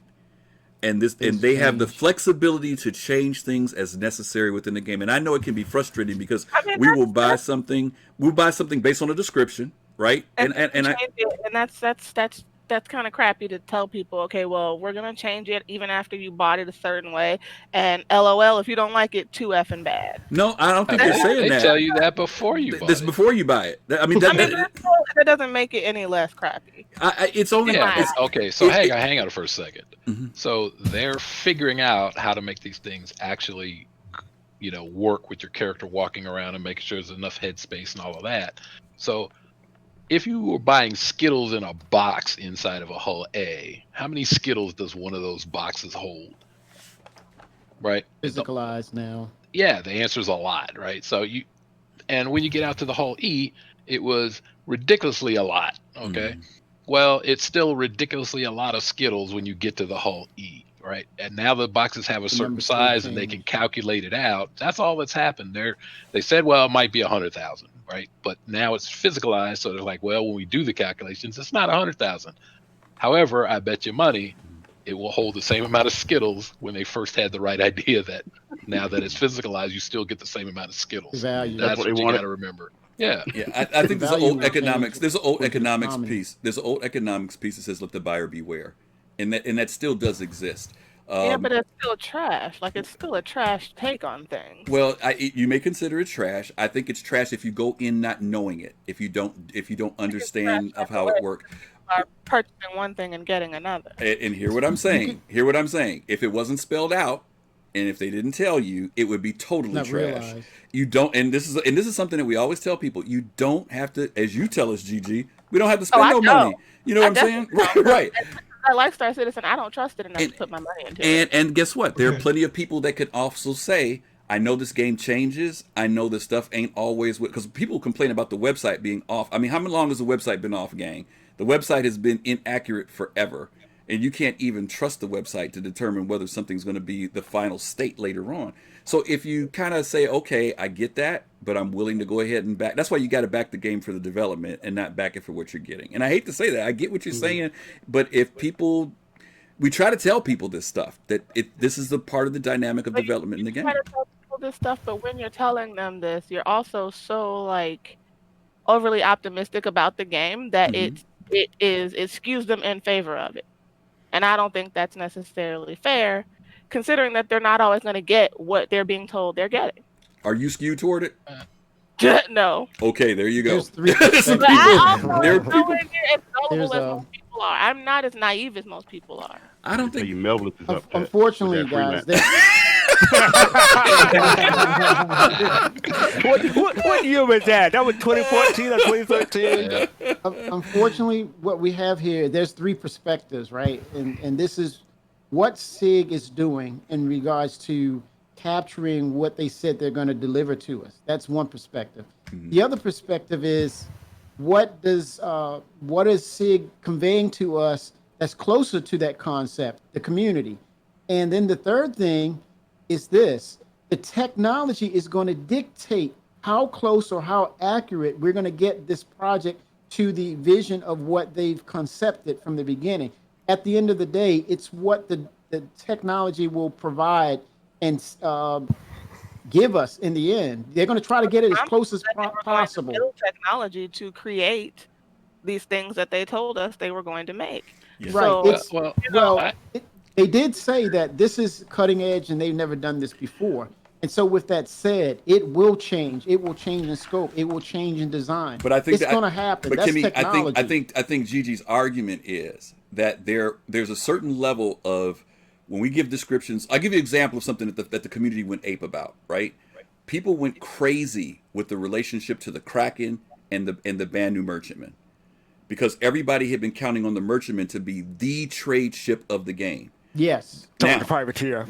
It undercuts it. Right. So then when the privateer came out, all of a sudden they start talking about changing the dimensions and size of what the merchantman can carry versus the privateer, right? And I'm saying there was a certain expectation based upon the descriptions in the game that was going to be the merchant ship of the game for trade. So then all of a sudden the privateer comes up, and not only that, they decide to nerf stuff inside of the merchantman. So people were a bit upset. Now here's the other side of the coin: a privateer costs $2,000, right? A merchantman costs $250. Okay, but in my eyes, that means just make the privateer amazing. Don't take away from the merchant. And that's my point. What I'm saying is those are when you were talking about when people are told certain expectations, and at the same time, I know I'm saying both ends of the stick here. That they've told us that things can change, and I think CIG has to be careful at this point now. In the early days, when they were doing concept drawings and they weren't even matching out space inside of stuff and whether it could really fit and all that. Okay, we get it. But at this stage, when they're putting stuff out, their descriptions need to be as close as possible to whatever it is they're going to produce. But this is what I'm saying. But Kimmy, at this point, they shouldn't be telling somebody like what Kelosal named out. They shouldn't put out a ship at this point that says it holds 100,000, and then a year later come back and say it's only going to hold 20. At this point. Earlier days, it was all in the morph. Like you said, it was great because they were still trying to figure out stuff.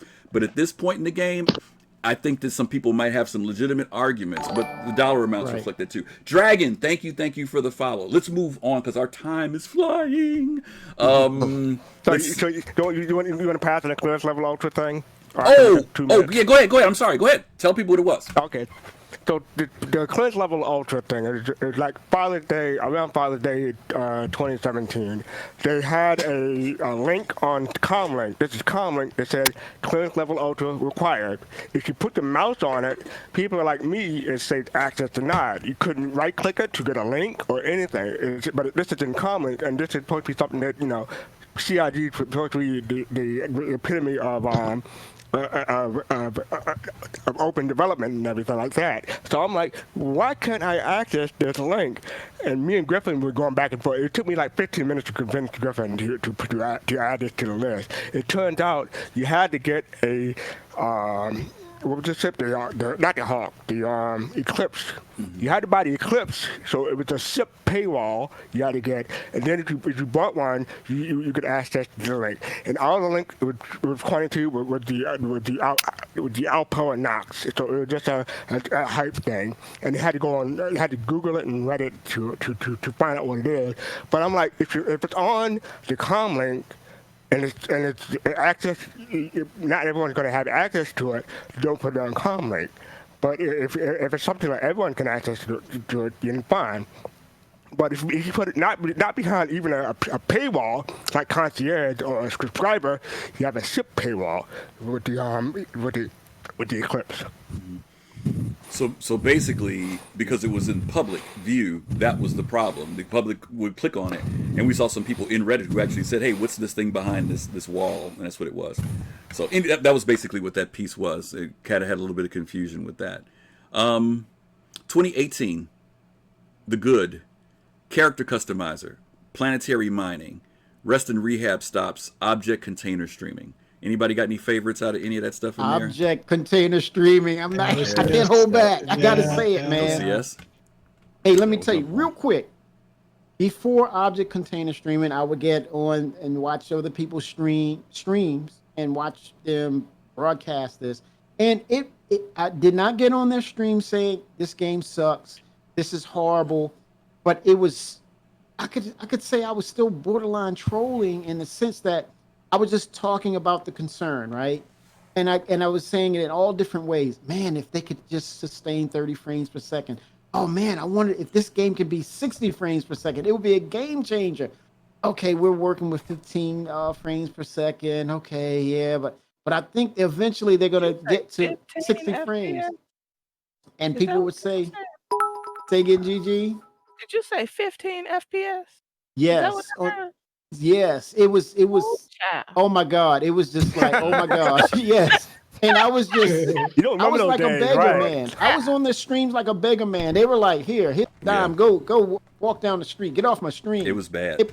But I would just, it was almost as I would take over the stream, just talking about the frames, and we would not have arguments, but it was this debate about, well, according to development. You know, other people say, oh, according to development, they'll do that later in the stages of when the game's finished, in the polishing stages. That'll happen. I'm like, no, this game is different. I'm telling you, this game is different on the scope and magnitude of it. You have to optimize it. And it was almost daily I would get on there with it.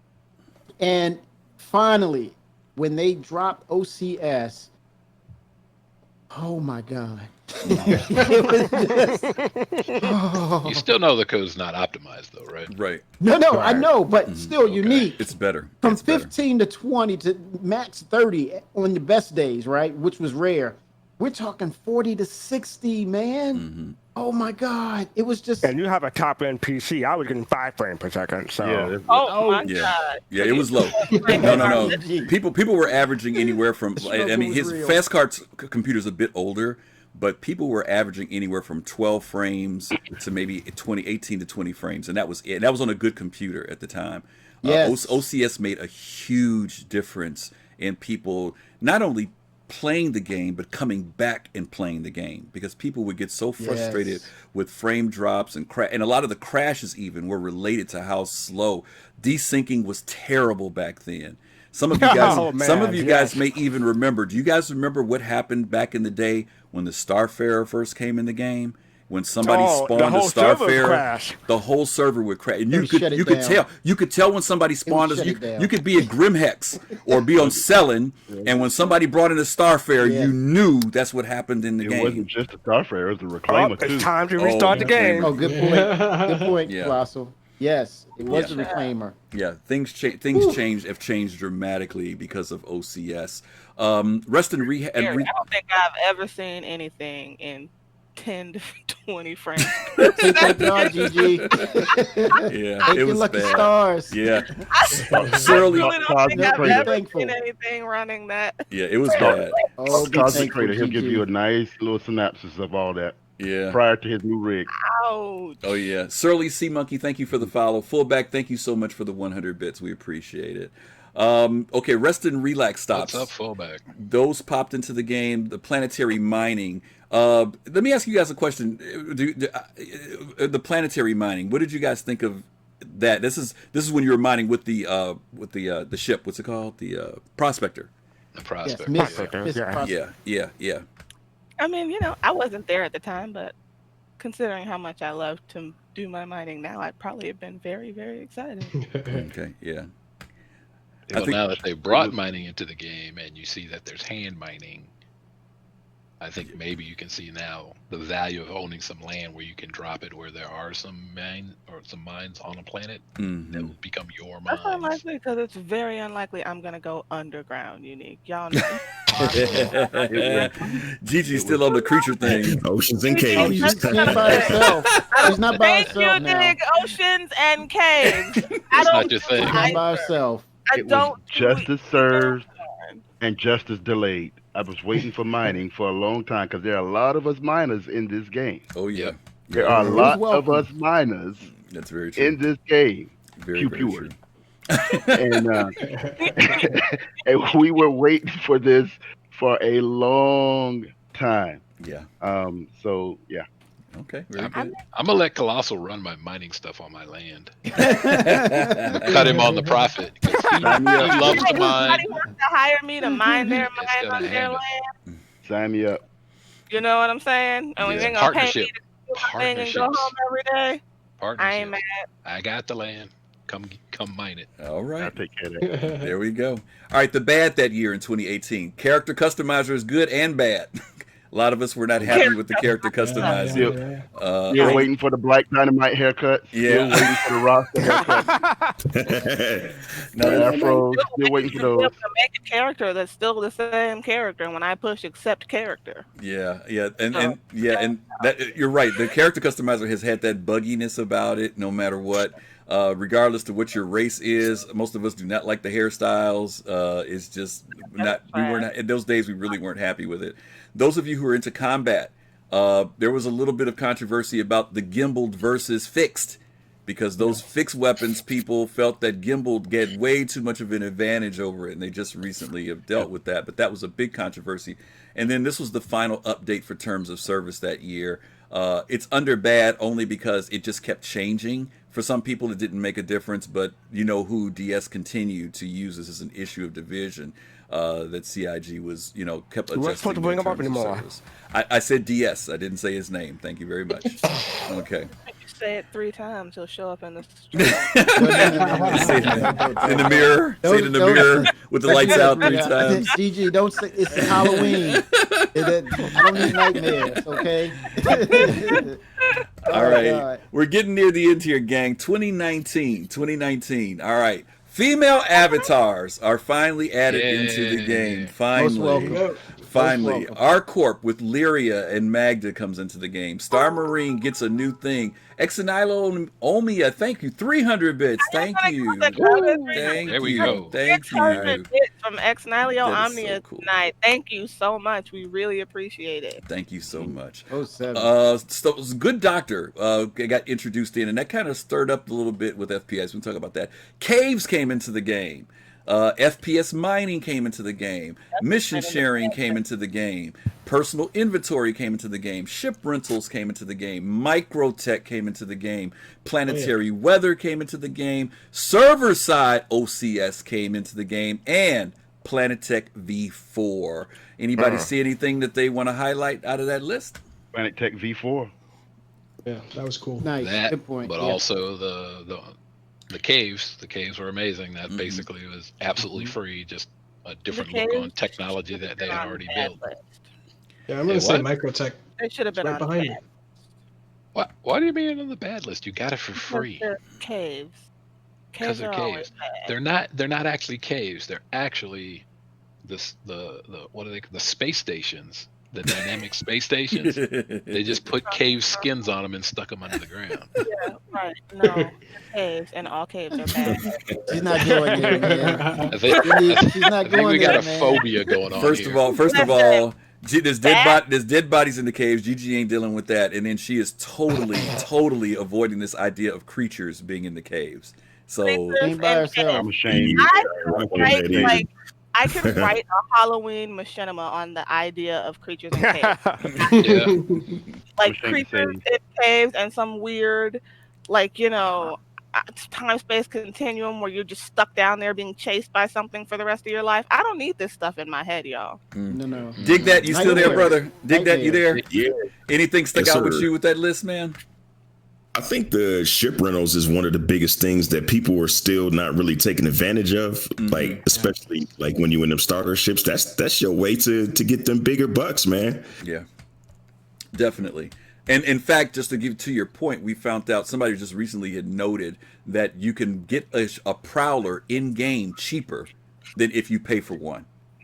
Because a prowler is like nearly $500 now. I think they said in the game a prowler is only $2 million. It's not some crazy amount of money, but it's easier to get that in game than it is to pay for it in backing. So to take that. What deal with the prison? What deal with the prison mechanic introduced? The prison was this year, wasn't it? Yeah, Prison was this year. Okay. I mean, I'm gonna the have Good to speak Doctor for, was great. What's that, Kelosal? What was great? I mean, just a couple of points that I think was fantastic. I mean, the caves, I'm ashamed to say that every time I've gone to a cave, I've never found my way out of it. I had to. You're not by yourself, man. You're not alone. You want to know what's You're not sad? alone. We're together. We're together. Yeah. You're not alone. You're not a lone wolf on that. All I had to do was follow Griff. That was it. I didn't have to do anything. Anxiety. I had to do was follow Griff, but I got so turned around so fast. I was so paranoid. Yeah. I got lost, and I ended up having to kill myself down there just to get out. Never got out. I was almost there. That's why I love having a squad. Shout out to my org, the commission. Yeah. Yes, sir. But whenever I'm in the cave, I got like 2-3 people that I can tag. It frustrated. Kelosal, all you have to do, Kelosal, is buy some of those glow pink gel lights, glow sticky things, just go along with the shirt, and just drop them every like 30 feet. And you. But the problem with that was at the time when they put that out, those gel lights didn't last not even 15 minutes. Yeah, they were out. Yeah. And the Good Doctor, great. I think that was when they put the salvo in and the and the coda, or something like that. I thought the Good Doctor was a good map. I enjoyed it. It was. I actually Skinny, love thank you for the follow. surface mining and asteroid mining. I don't go underground. GG does not do underground. Yeah. 10th, At you were, night too. Yeah, Not- 10th, you were even jumping at in. Sorry, you were jumping in about Microtech, 10th. What were you going to say? Oh yeah, Microtech, man. Yeah. What were you saying? You think that's one of the better things that happened that year? Oh yeah, the Microtech deal was I was looking forward to Microtech New Babbage, and it got here. It's in the background here. This is where I plan on having my office space. I'm sorry, guys. Yeah, no, That's a nice place. I agree. Microtech with window. was a beautiful unveiling. It definitely was one of the ones that when they released it, and the music and everything is just beautiful in Microtech, and of course going down to the Apple Store is always cool in there as well. So I love Microtech. Right. Definitely the love letter to Babbage Hall. is so dope, man. That's the only city that I've done a video in the same way that I do my ship videos. New Babbage After Dark. It's just that, I don't know, man. It's sexy. Yeah, no, you're right. That's the right word. The It's weather sexy. to it. You get good vibes walking around Glass in New and Babbage. marble and plants, and it's got that kind of modern, clean. You know what I mean? Mm-hmm. It's very upscale. It's very It's a the kind of I place love you it. want to wear high heels, listen to your heels clack on the marble. Like It's like being with Gigi in a cave all alone together. Bring your marshmallows and your s'mores around Christmas. Are you going in the cave at Christmas? Yeah. No, there's a nice little spot they had over there doing Yeah, Christmas with the last year. campfire. With the campfire, you can go out. And Oh yeah. yeah. I want Not to. having it. Ride around. I want to go back The to the only- piece with Planetary Tech real quick. I'm sorry, Kimmy. Go ahead. No, I was just saying the only thing I did not get with Microtech was a little disappointing for me. But again, I love it. I had the idea that it was going to be a full-blown ice planet, period. But then there's other areas that have pine trees and flowers. Yeah, And I'm like, wait a minute, is that their You like concept?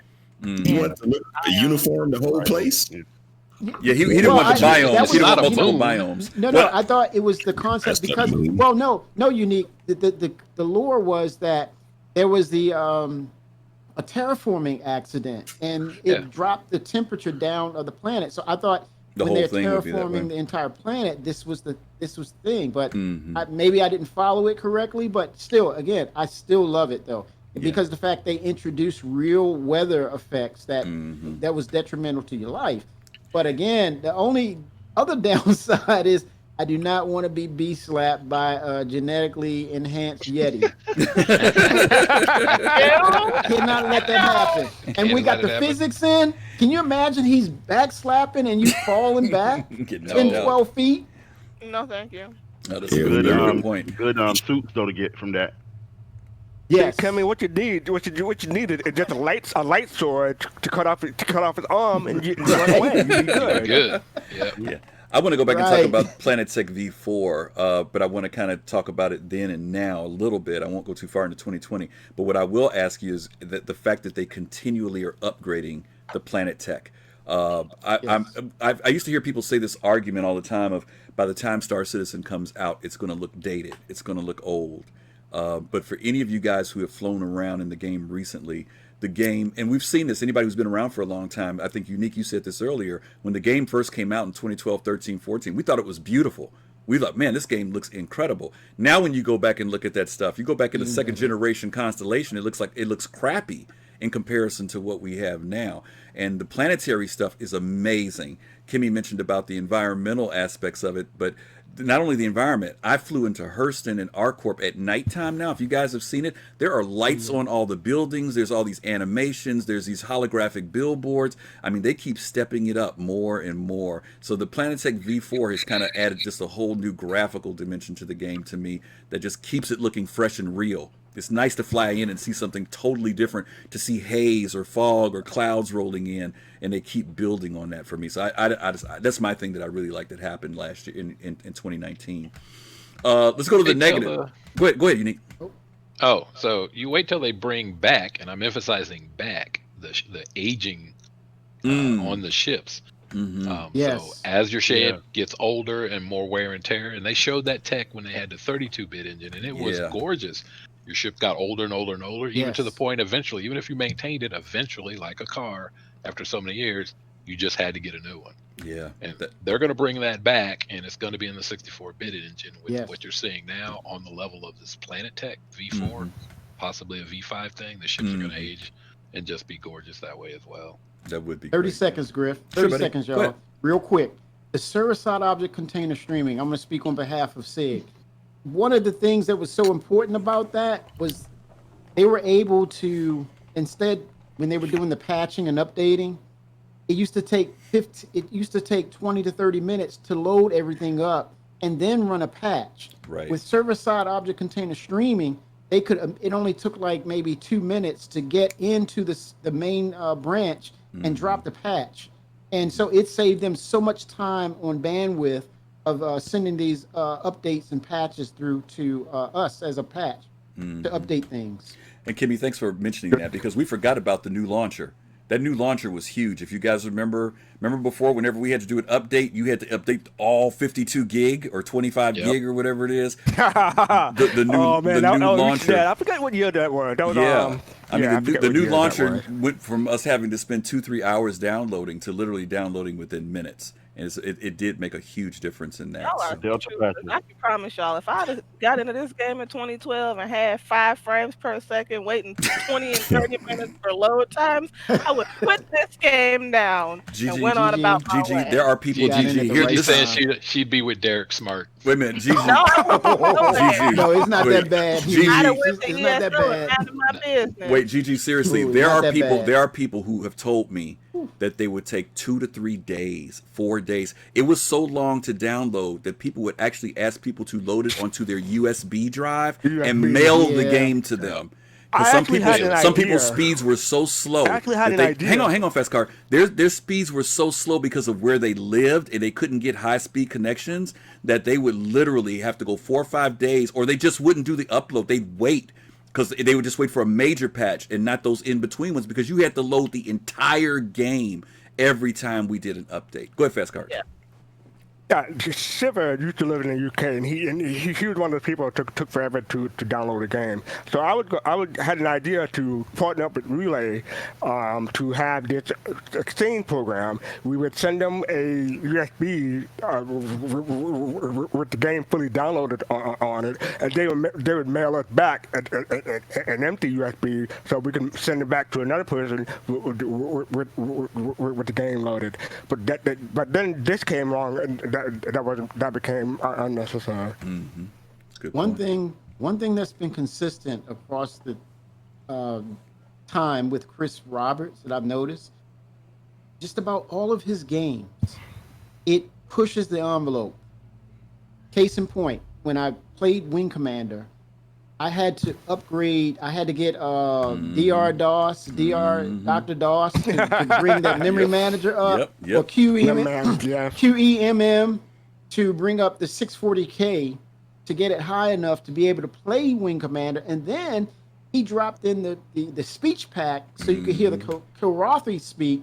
Then I had to get an actual another megabyte module.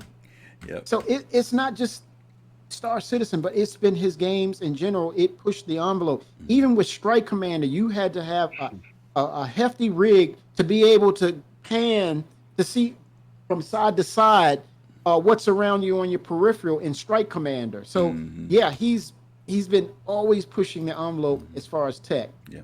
And he has said for this game, originally this was supposed to be more for the high-end rig, but they are attempting to make this so that if you have a standard rig, you can play the game and enjoy it. And that will be, Kimmy, to your point, that will be the difference this time around. Because before, if you didn't have that full-blown rig, you could forget about it. It wasn't happening.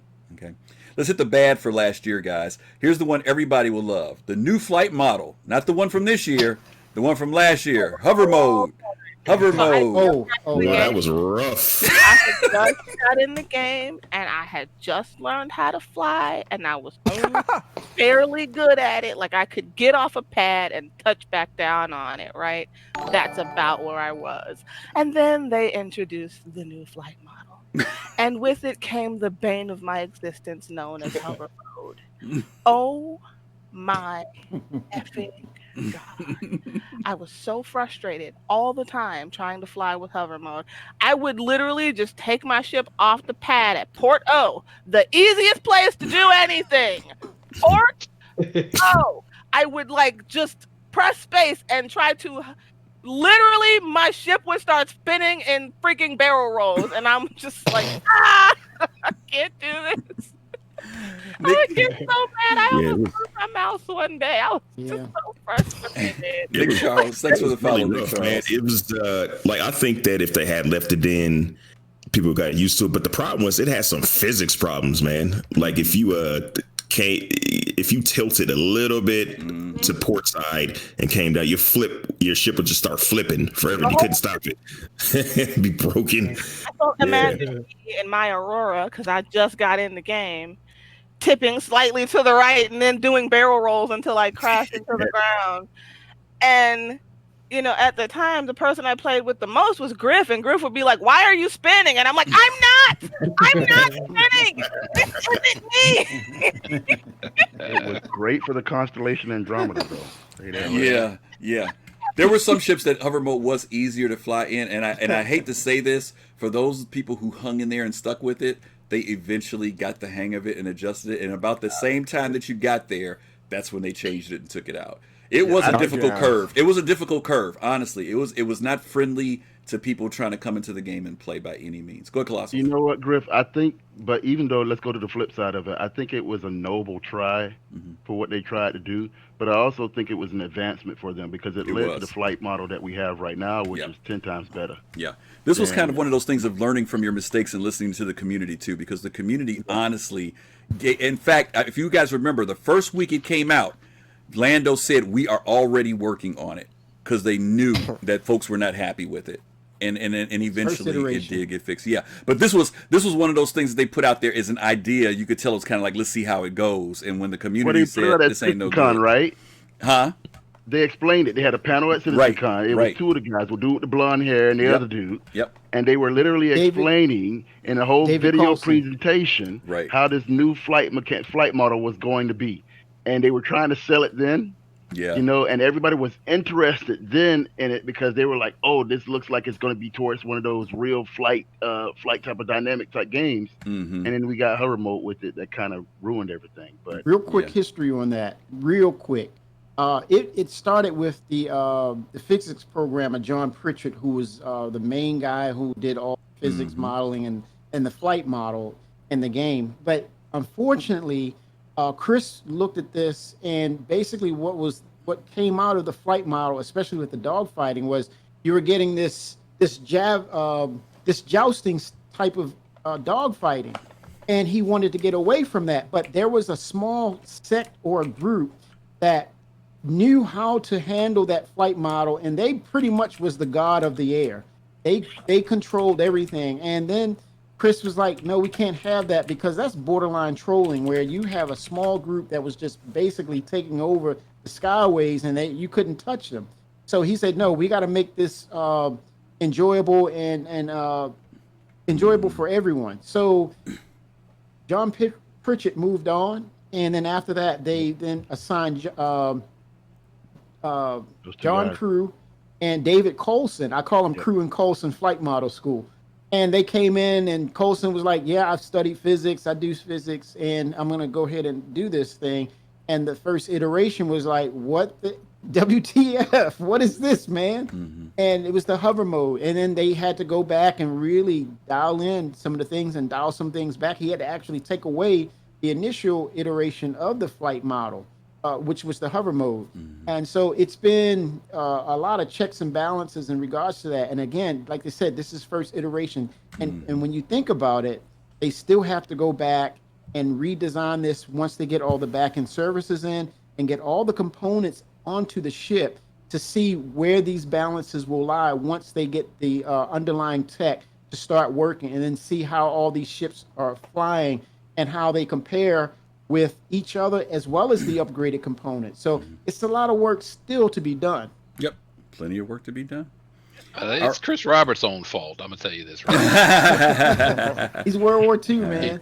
He comes in and he says, "Gang, we're gonna build stuff, blah blah blah," and I want it to be real. Yeah. And then he gets the real math people and the real ship people, and they get together and they make something that's real. And Kelosal flies the Flight Simulator 2000, 2020, whatever, a lot. Is it really fun when you start it? Piloting is not fun. No. It's so far away from fun when you're learning to fly. And so then you would fly it and you would be like, wow, this is realism, but it's not fun. And then Chris Roberts said, well, I want some fun. Right. You got to pull it back to bring it to the fun line. And he has to bring it back to bring some fun in. Exactly. You know? Gives me a completely different respect to airplane pilots, I'll tell you that way. Oh, yeah. Yeah. All right, let me hit these last ones here. Harvestables. Raise your hand if you found a harvestable in the game. Not one time. I'm not even raising my hand. Dragon fruit. Cactus dragon fruit. Not even raising my hand. I mean, well, A little orange halo around. Yeah, okay. And the harvestable we're talking about, if you remember, on Hurston, we saw a demonstration of them going up to, and I'm not talking about the cave harvestables, I'm talking about going up to a plant, and there'd be some fruit. Yeah. And you could go up there and pick that fruit off. And I remember there were some people who, at some point, it was there, but Kelosal, you got your hand up. What do you remember?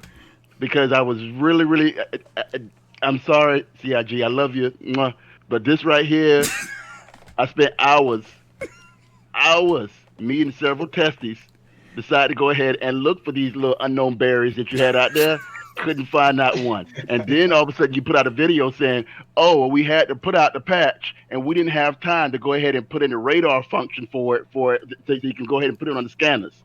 Hogwash. Because we still couldn't find it.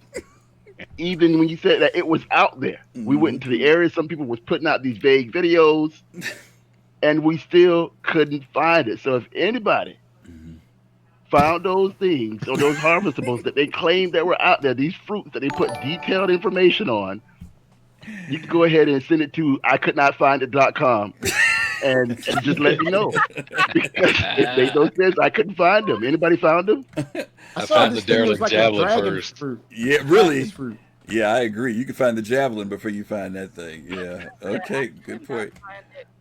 Yeah, Walt359, thank you for the follow. And Nick Charles, if you didn't hear me earlier, thank you as well for the follow. All right, controversy here. The Forbes exclusive. The Saga of Star Citizen by Matt Perez. Some of you may remember. Quidness, thank you for the follow. Some of you may remember that Forbes put out an article in 2019 that moved from talking about the project to talking about Chris Roberts. And it was not a well-received article. And I don't mean by the community. I mean, there were plenty of people even outside of the community that felt that Forbes may have crossed the line in relation to that article. And there are some theories about that, which I will share with you guys. But give me your initial reactions to the Forbes piece. Thought it was just because I think the writer was an associate writer, and I think he was just in there trying to make his bones, trying to up his game in the industry. But yeah, he took it too far, man, when he's like putting out personal stuff about Roberts and his family, and it was a hack job, man. A few facts, not many were. I don't know. It's just a terrible way to get ahead, but I'm sure it's effective, man. I'm sure he got a little bit bigger office now, a couple windows in there. I come to expect that Forbes is such a worthwhile source of information. Respectable. I was really offended by the article, not from being worried about CIG or Chris Roberts' standpoint, but just that you guys will put your credibility on the line for this up and coming to say some really nasty things about somebody in a magazine. You know, it was just, I didn't see the point of Forbes. This isn't, Entertainment Weekly. This isn't. Right. I did not see why Forbes would be putting out an article like that. It wasn't balanced, and that article and that day is when Forbes became the National Enquirer. Exactly. Like, wow, Forbes. Fake news. You don't expect that from Forbes. You really don't. I really do expect that their credibility is a big part of why they do what they do, and that they try to keep everything above board. especially right now, true journalism is something that is very important because most people are just kind of entertainers who tell you the news. Yeah, it's so important that it's dead. I think for a lot of But, people who knew what was going Pretty on. much. Journalism, and you Who's go the to new Dan Forbes, Rather? piece, Right. just ouch. Yeah. There's there's a certain person who I will not mention his name, but he's over TenthSigma, who put out a very good theory about that article, and it was an interesting theory.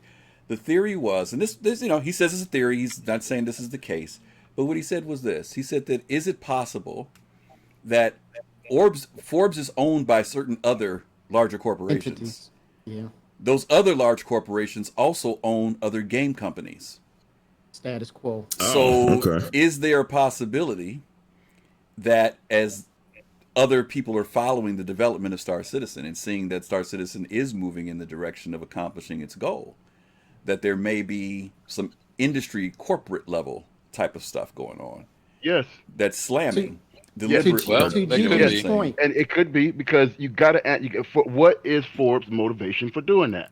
Yeah, What was the considering, like motivation? Gigi said, that's not None their from area. the That's not their forte. magazine's part of you. Yeah, they didn't write about misspending or money or anything like that. Right. I was expecting kind of finances and you know what I mean? Like, I mean, hard cold facts about the way things were going with the money. Right. More than I was expecting to hear about Chris Roberts' personal life. Right. I mean, To there's Gigi's one thing point. about being duped by somebody telling you that they actually got this much and they got that much. But there's another thing about duping people about information that really isn't that true, much true. Right. And for Forbes to put out that type of information, to me I thought it was reckless.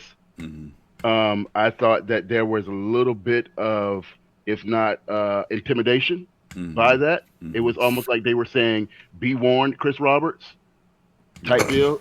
It was almost like they were trying to get him to come back into the status quo of gaming. And so it to me it was hogwash on what they did, and I was really, really upset with the way how Forbes. They're really upset if it is a corporate attack from multiple kind of companies working together through Forbes to put stuff out like that. It's because they're looking at the new godfather of gaming. It will be Chris Roberts with the technology as they start putting that out there. That engine will become the engine for all the future, for a lot of the future games out there, and they don't want to hear that. Yeah. Yep. You guys make really great points, and it's very revealing of what you're saying, and it makes a lot of sense. And with that said, when I read that article, it had me as well. I was scratching my head. And I said, wait a minute, this isn't truly journalism. This is not true journalism. And I'm looking at Forbes, the name, and I'm like, this is kind of reckless. And so what gave me the aha moment, and you look in chat, what I just put in the chat, Digital Foundry did the correct way of doing true journalism and getting behind the scenes and telling the story about Cloud Imperium Games. So when I compare what Digital Foundry did and what Forbes did, complete garbage from them. They need to go back to their rat hole where they belong. Go ahead, Fast. Real quick, I'm going to have to go for a bit, but I'll still be in the call, but I'm going to mute myself. That's cool. Thank you. Fastcart's got to do a competition real quick with one of his gang groups, and he said he will be back when he's done. So that's very cool. Win. Yeah, he said it'll just be a few minutes. It won't take him long. All right, so that was the piece with the Star Citizen piece with Matt Perez. It was... there many people in the community, even though people may have their angst or their arguments with CIG and even with Chris, but everyone felt that the article, as Gigi said, was outside of bounds of what we would have expected for Forbes, where we would have thought they were maybe talking about their financial statements or spending or the history of it. Instead, it turned into pretty much a personal attack and sharing personal information that had no relevance in CIG, Cloud Imperium Games, or the development. So it was a pretty sad thing. Okay, we're jumping into this year, 2020. What was good? Okay. Here's one piece. Moving on. That most of us liked. The contact friends list finally got addressed.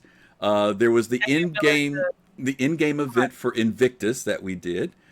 Player trading, where you could pass money to other players now instead of using beacon money laundering. We also know that the chairman, Chris Roberts has, as some people said, come out of hiding or just stepped forward and started speaking more directly to the community. And then we have 2 new big elements coming into the game: the Space Station cargo decks and the Space Station refinery decks. Anybody want to take on any of the 2020 stuff? I'm just upset they call it player trading instead of the accounting app. That's what I was really. I think they will when they have some other things integrated into it. There being an accounting app. Yeah. I know it's a small thing, but I do like them having added, when you call up your ship, you now get a little pip that tells you what pad your ship is on, and you don't have to try to remember where your ship is. Yeah. And I do appreciate that. I know it's a small thing, but I definitely appreciate it.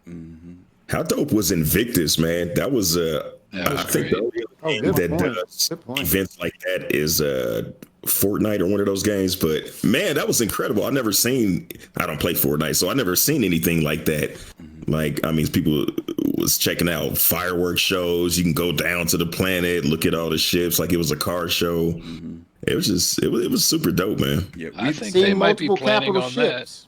Yeah, I think they might be planning to have that in the game going forward all the time, right? Invictus, yeah. You'll have shows like that. Yeah, because Invictus is a recruitment period. It's a recruiting time for the UEE as well. It was a unique experience. Yeah, in the Navy, right? Yeah, it was a great experience. They kind of contract the event planning of those things out, because I would love to be an in-game event planner. That would be one of my bigger desires for the game, So I know that now with them having the stadiums and having the, the larger places where people can collect, I would love if they gave us some form of event planning. Yeah, and I think Invictus. Go ahead, Kimmy. Oh, go ahead. No, you go. Invictus gave me deeper thought on military ships, because the thing was, people would see people buying these large ships and making these big purchases, and other people were saying, "What the heck are you doing? This is ridiculous. What you're doing." But Invictus, when you walked around in Invictus, you saw these plaques on the wall of these people who give service and on behalf of the UEE. It made me think about the gameplay as far as military ships becoming a force of defense on behalf of the UEE. When we're talking about those borders where the Vandal exists, and them encroaching, or what you would say in an MMO, a raid would occur potentially from the Vandal. Who's going to protect you? Who's going to come to your aid? So when you look at those military ships, these people dropping money, you're like, hallelujah, amen, keep buying them, man, because we need the defense from you all in the events that when the Vandal come to attack, you could probably have them help you out. And the fact that taxes are being taken from us, going back to the UEE, it fills into that gameplay loop, basically, where you're going to have funds where you participate and help out the UEE. Some of those funds may be mission givers. They'll turn into mission givers for military-backed players. Yeah. I was going to say that Kelosal, you go ahead, and I'll throw my name. Go ahead. No, I mean, I've said it again. I said, and I agree everything what Kimmy's saying, and I'll say it again: lore. It brings in once you bring in the lore to the game, it brings in gameplay, and reasonably good gameplay. I can't wait to see what they do with the People's Republic of Levski when they finally move into the Pyro system. Are they going to have a celebration for being independent?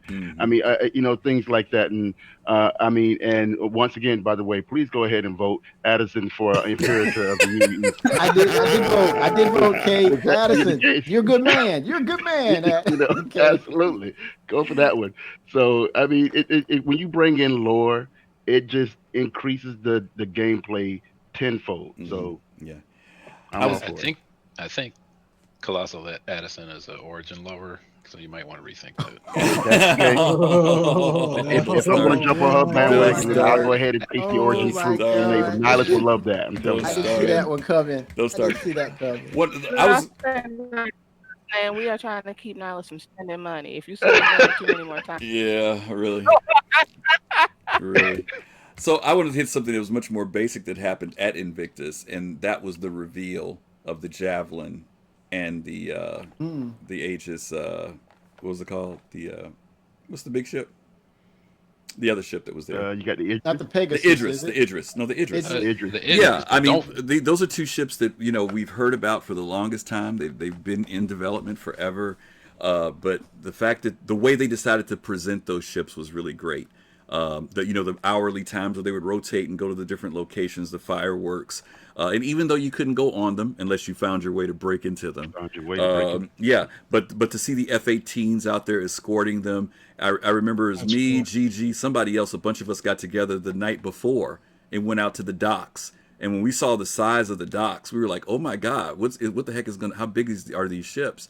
And to watch those ships kind of come in and leave, it was pretty amazing. We had a bunch of people at Test who loaded up in a couple of yachts, a couple of 890s. By the way, 10th, we were in 890s. Had a group of people, and we just went out and had drinks and sat there and watched the ships go in and out for a while. We took people down to the exposition, came back out and hung out in 890s. But it was great. I love seeing the javelins because the reality of it is when you talk about ships that need 80 people to run them, that's something we've never seen before. Yes. And we've never seen ships of that size and scale. I remember the first time the Starfarer came, I thought that was big. The first time I saw the Reclaimer, I thought that thing was big. The 890 came out, I thought that was big.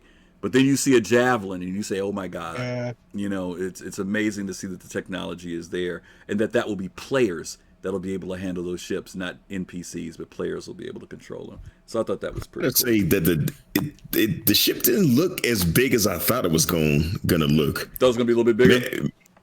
Maybe because I had, seen it on the crashed version. Oh no! Yeah, it's very different when you're inside it. Yeah, dig that. I kind of agree with you because as soon as I saw the Idris compared to the Javelin, I was this close about melting that Idris. Mm-hmm. Try to get in for that Javelin because I was tempted because of the size and size only. The Idris, but then I had to look at the makeup of what the ship has in terms of how many small ships the Idris can carry versus the Javelin. It changed my mind. Operating costs is a real thing. Yeah, that's a real thing. That's no joke. Yeah, you gotta be able to carry the cost of ownership. That is no joke. Don't get it. I think we all can agree that the new contact friends list is very cool. The fact that we can finally group up together and not have to go through all the hassles of logging in, logging out, and all that good stuff. The chairman, Chris Roberts, we've been hearing from him that we had good information that came in over this birthday weekend with him sharing, getting to hear back from Brian Chambers. It was just a lot of good info. The cargo and refinery, do you guys think these are the next areas that we're going into? Since they've been working on mining, we've talked about this a little bit on the show in the past.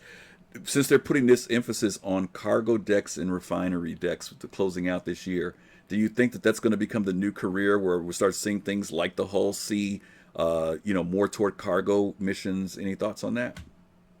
I just want them to finish it out so I can get back to trading, man. They done nerfed the easy out of my trading, man. I can't even put out no fire videos. Go ahead and finish that up so I can get this trading cracking again. They messing with your YouTube content. They say they messing with my YouTube content. Yeah, exactly, man. Yeah, no, I hear you. Trading is a huge piece, and obviously we want to see that tied in with the economy.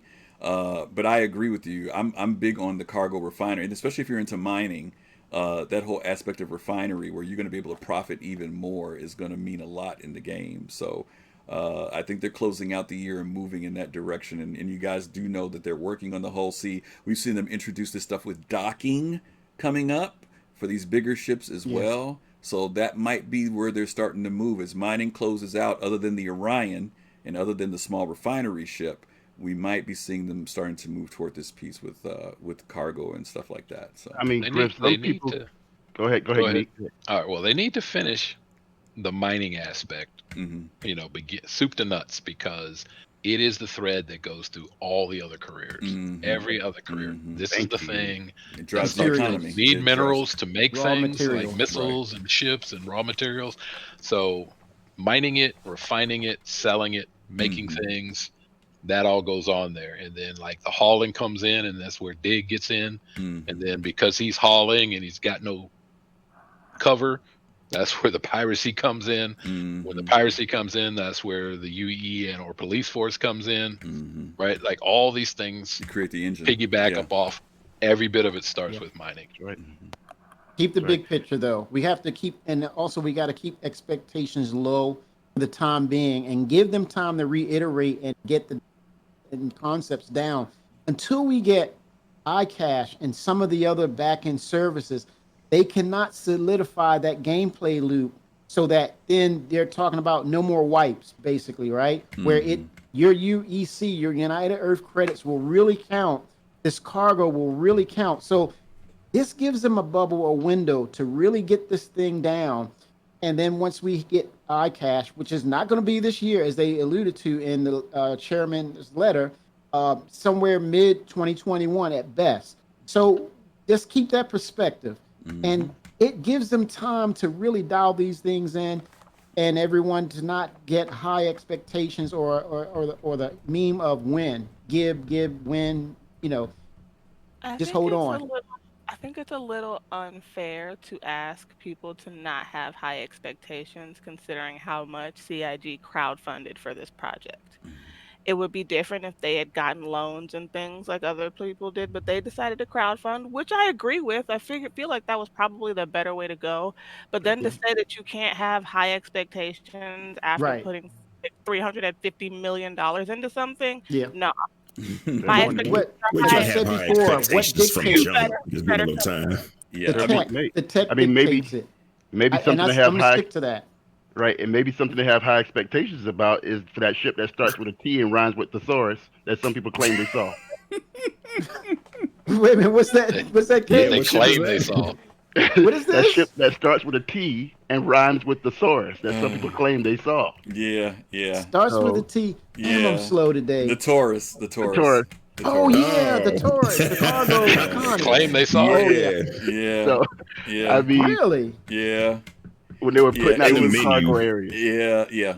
I think Kimmy, when you say people have to be careful of their expectations is true, and I think that what Gigi says about we do have high expectations for this game. We really do. Yes, in the sense of that we're expecting, for our bang for our buck, we are expecting the very best. But to your point as well, we always know, and I think everybody on this panel knows that this is a time factor. I think Gigi even said it earlier. For a game of this caliber and level, you're fooling yourself if you think 7 years is going to and producing 2 games simultaneously, by the way, that you think is going to come out in 7 to 8 years. But a video game developing studio. Don't forget. And I even said last week that I have my own expectation, and my expectation. Hey, Beefy Joe, thank you for the follow. My expectation, and y'all can quote me on this 2 years from now. I say 10 to 12 years. 10 years is where I'm thinking. If things go well, 10 years. If things go moderate, 12, and that's mine. But I think if they go beyond that, I think that if they go beyond 12 years, they will be straining the community at that point to get revenue and everything. But no, I wasn't going against or contradicting. No. I said you all were both complimenting what you all were saying. Gigi was saying. I wholeheartedly agree with her. Those expectations are high as you see what they do graphically and gameplay wise. But I'm just saying, I'm being specific in what they stated on that particular thing was the iCache coming mid 2020, and then once you have the iCache, then you can really dial in the cargo aspect and those gameplay loops. But yeah, without iCache, I agree with you. Yeah, definitely. Well, they're it's trying about those a whole high new expectations, different levels of technology and things. I mean, like recently, I noticed that they took a toilet out of one of my ships. Hang on. I didn't say anything. I still brought the ship out of dock, and I fired it up, and I took off. And after I got about a couple miles away from the port, I realized it did have a toilet seat right in the pilot seat. It just flushed me right out, fell right through the thing, and I didn't realize there was a flush button right in my cockpit somewhere. I don't know where it is, but it happens. Immersion. I'm not complaining about that. Yeah. So the toilet seat is built into the cockpit seat. Just let y'all know. My God. In the middle of Quantum. You what, Gigi? You feel what? I fell through my ship in the middle of Quantum, and so when I was just floating in space, all I see is my ship, like a 220 20 million km away, and I'm just like, oh great. Oh yeah, you missed the good old days where if you were standing up on your ships, that was an automatic. If you didn't sit down on the floor or something, you were guaranteed to get launched. If you took one step in your ship, you would fly out. So yeah, it's still a crazy bug. I just heard Dig Dat's voice in my head. He said, "No, that's funky." Oh man! All right, so the here's only way that would be worse is if Gigi fell to the planet and fell inside a cave. Oh god, yeah. Okay, Triple whammy. Oh, unique. All right, so here's our. I'm just saying things can be worse, right? They can be worse. Can be worse. I mean, I did fall one time. I fell. I got in an elevator. I fell through the elevator, went straight down the elevator shaft, fell through the city, and then ended up trapped somewhere, like in the actual the pipes and all that stuff. Like it was. I was doing that on a cargo run, and it happened to me. I lost my cargo and everything. Yep. I got a question for Gigi. I had some minables that I lost when I did that. I got a quick question for Gigi. What up? Gigi, you're talking about how you feel about caves. Do you have that same attitude towards doing missions at night once we get creatures in the game? Yes, I'm not getting off the ship once there's creatures in the game. She said she will keep the engines warm. She has told us that plenty of times that she will keep the engines running. I will keep the engines running. Y'all do all the things you need to do on the planet, and I will be ready for liftoff when y'all get back. Cut me the UEC. Cut me my check. I'm not doing that. Welcome back, fastcart. Thank you. I've been listening, and the thing I learned is that there's a toilet seat and a pilot seat. I had no idea about that. Really? Oh, yeah. I didn't either. All right. Convenience. All right. Thank you, Chris Roberts. On ship engineer. We are on our final category, guys. 2020 was bad this year. There were three things in particular we listed here. One of them was rumors. Where is Chris Roberts? Like, where is Carmen Sandiego? Where was Chris Roberts? Where was Tony Zurovic? Where was Aaron Roberts? People were wondering because it had been some time. It had been since the end of CitizenCon of last year that we had seen or heard from them. And they have resurfaced. So that is the good news, but that was a piece of controversy. There was also the tie-in to that with Squadron 42. We also had heard that we were going to get this view, this video, this presentation, this something that represented where they were with Squadron 42. There was a big switch out where Brian Chambers was put over Squadron 42. He and Aaron Roberts switched places, and that was the last we heard. And there was nothing, and the roadmap hadn't been updated, even though there were monthly updates coming out in the newsletters. People were looking for changes in the roadmap. Nothing happened.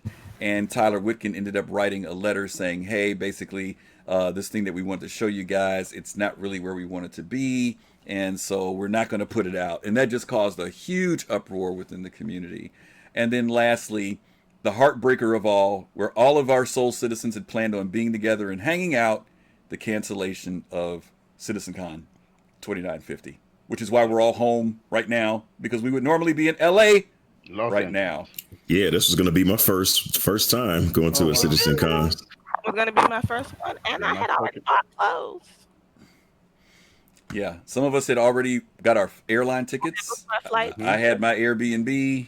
Fastcart had already picked his. Yeah. And there were folks that, like you said, Dig, most of us were looking forward to, for some people who'd never been to CitizenCon, making this their first one. And if nothing else, connecting again with each other. Take a ride on Fastcart's cart, and now look, I'm just at home in my chair. All alone. Yeah. I'm not going to say anything.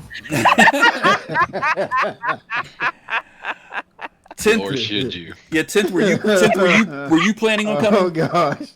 Were you planning on being there 10th this year? You're muted, buddy.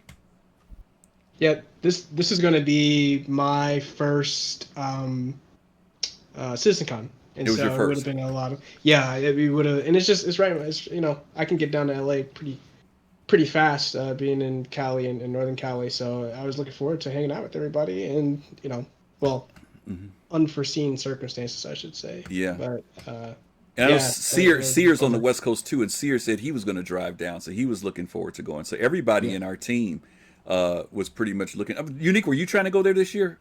Oh, I was gonna go there because I want to get a rubbing with my name on the glass board. Oh, okay. Oh. Yeah. So all of us were planning on going, and that was a bit of understandable, but definitely a disappointment. And we're hoping that CIG will, in 2951 next year, that they will still keep it in LA, Yes. so that we'll just go. We get it, we get what's going on, but we would love to be able to go to LA again next year. In relation to the Squadron 42 or the rumors, anybody got anything? Because I don't really have anything to say because a lot of that stuff has kind of resolved itself. But No, I don't have anything about Don't ask Kelosal. well, wait a minute. Let's ask Kelosal. Kelosal has his feelings about Squadron 42 and his predictions about Squadron 42. Kelosal, would you like to enlighten our viewing audience? Here the Exiles. I was saying I didn't want to look at any videos unless it had a date of beta on it. But I mean, my prediction was that I went to, what was it? Was it 2018 CitizenCon? Mm-hmm. The one in Austin, where they told us that it was going to be beta in 2020, in the fourth quarter. Yep. And then you just saw in this recent video that I guess Brian Chambers went ahead and said that it did have that on the roadmap and they took it out. My prediction was, and I think and correct me if I'm wrong, Griff, but my prediction was that if we didn't have the current pandemic situation, that they were going E3 would be the best time for them to announce. Mm-hmm. Since we were told in 2018 that we could get beta, that E3 would be the best time to announce it, because E3 is always, because that's the biggest, that's the gamers conference, and money flies around left, right, and sideways, and that would be a good time for marketing for CIG if they wanted to let the world know that that Squadron 42 was going to come out at that time. So is there something else I'm missing, Griff? I think that was my prediction. No, not really. And so yeah, it's I mean, I hope that it comes out at least fourth quarter of 2021, if not first quarter of 2022. Okay. Quitness, Beefy Joe, and Count Cogpox. Thank you guys for the follow. Thank you all so much. In some of this weekend there were two videos put out. One was telling us about the briefing room, and Squadron 42 is about 15-16 minutes long, and then there was a much longer video, it's an hour long, where they go into Squadron 42. Much longer. Yeah, Kelosal and I were talking about it earlier, because we've kind of had these feelings about how much of Squadron 42 do we really want to know about, how much do we want revealed, how much do we want to keep, just wait for the experience to take place. And most of us have said we don't want to deal with any aspects of beta, but we did glance into it a little bit, and I'm still reluctant to watch the entire piece, because I honestly want to get, like, when I come to Squadron 42, I don't want to know nothing that's there. I don't even want to see a location that's in the game. So as much as there are people who do want to see another vertical slice or trailer, there are a lot of us out here who just say, just show us that there's progress. Just let us know that you are making progress with the game. Keep us updated with that. And again, every month, Squadron 42 update letter comes out. It's, how they need to produce that in a way that satisfies the community. That may be another question, because a lot of people don't want to read all the technical data, and it is a lot to digest. Maybe they need to come up with a 10-minute version of it or something. I don't know, CIG, but I think as long as the community feels that they're hearing about progress, then they'll be pretty happy with it. Yeah. Real quick, you said monthly. It's going to be quarterly, though. Quarterly. I'm sorry. Thank you. Quarterly. And we have the new roadmap that they're developing that will be a visual guide that better than the roadmap that we have. That basically will say, as things are completed, we'll be able to see what they're working on. So that's going to help, I think, a lot with the community as well. So I hate to end on that sad note of 2950 not being here, but it is what it is. But we're here, and we saw some good progress this weekend. We still have November to look forward to with the IAE, which is coming up. Let me ask Dig That, because he's in the background there. Dig That, do you predict any ships, anything that's going to come out before the end of this year? And I'll tell you which ones I'm thinking about, and you tell me yay or nay. We've got the refinery ship that's supposed to come out. We've got the Xeon cargo ship that's supposed to come out. There's a rumor about the Odin coming out. There's the Taurus that could come out. We know the Mercury Star Runner is coming out. Any predictions? I probably see the Odin. Obviously, we're getting a Star Runner. The Odin and also the Redeemer, and the Redeemer too. I'm sorry, I forgot to throw the Redeemer in. Go ahead. Yeah. Yeah, I don't know. I ain't been following Redeemer too close, but I think the Odin and the Taurus probably gonna finally peek their heads out of the shadows to make it into 2020. I would definitely like to see them come in.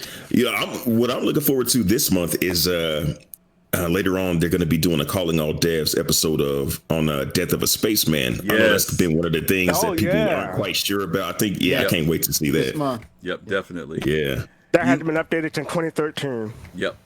Younique, predictions on ships. Anything you'd like to see? I really want to see the Mercury Star Run. I'm actually excited for that ship quite a bit. Okay. 10th? Yeah, I was gonna say I was with Younique. I'm looking for the Star Runner as well. The 100 series is already in, so the Star Runner kind of round out the whole deal, at least for this patch for me. I'm looking forward to that. Should be a good ship. Yeah, and I just bought that 100, just so you know. Oh, I am promptly giving it away too. Oh, okay. All right. Kenny, out of that list of ships, anything in particular?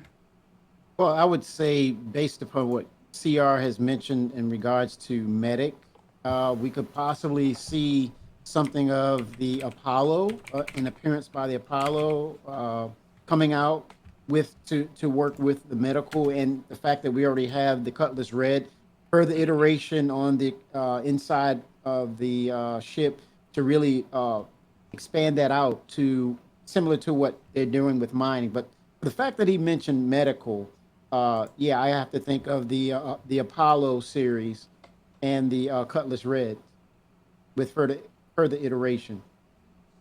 I really want that Apollo. That thing, ooh.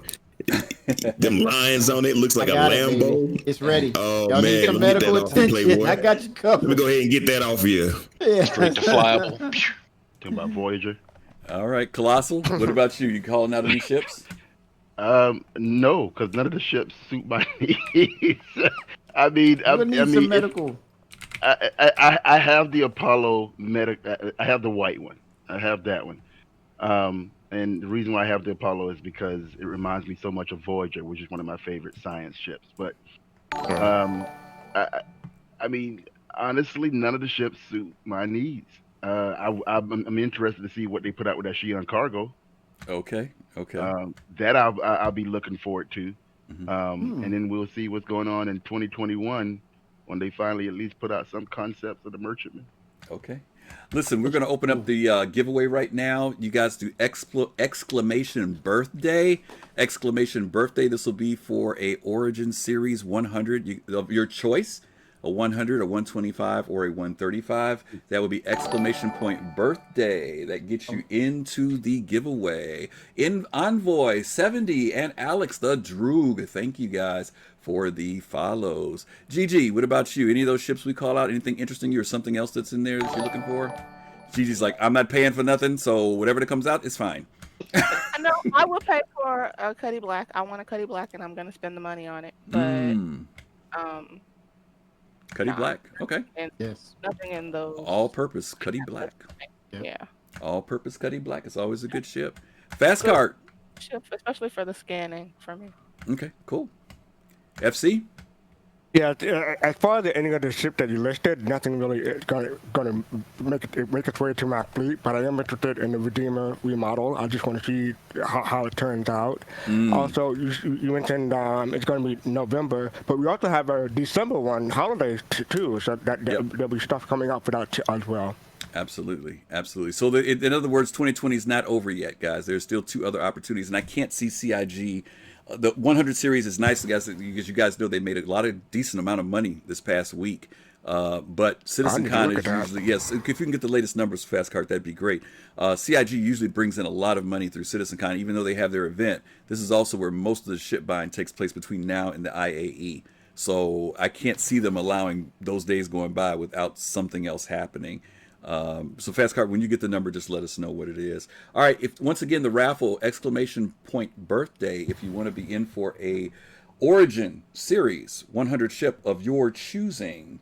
And we're going to do that in 5, 4, 3, 2, 1. All right, and the winner here is Sparks Greenleaf. Sparks, if you are on, hey, give us a congratulations, shout. Sparks. 07 Sparks. Give us a shout, Sparks. 07 to you, Younique. You must Dropping be that. present to win. All right. That's Griffin's. That's not the one I'm doing. There's Sparks. Okay. All right. There's Sparks. 07 Griff. All right. There it is. Sparks. What you got to do is man. DM me or send me an email at soulcitizens@gmail. soulcitizens with an S at gmail.com. Let me know which of the ships that you like. Don't forget to please use your RSI name and RSI email so that we send it to the right place. All right, we're going to reset everything. Set ourselves up. Stand by. Let me clear this out here.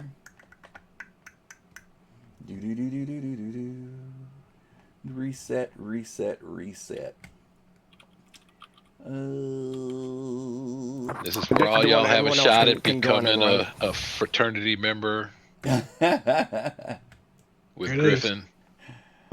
Yeah, make it happen. God, hold on, don't put it in yet. Wait a minute, Griffin and who? 10. And 10. Yes, And TenthSigma. honorary. Come on. Yeah. There's more to Oh, that. y'all didn't hear me? I literally immediately said N10 because we already know. And 10th. Honorary. Okay, exclamation birthday XGG. again, please. Had to set it up. Exclamation birthday for the second time.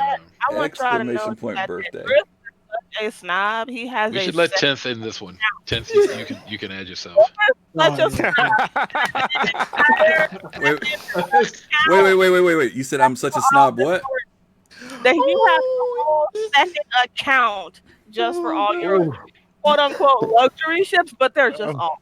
Yeah, I've got a second account for luxury ships. That's right.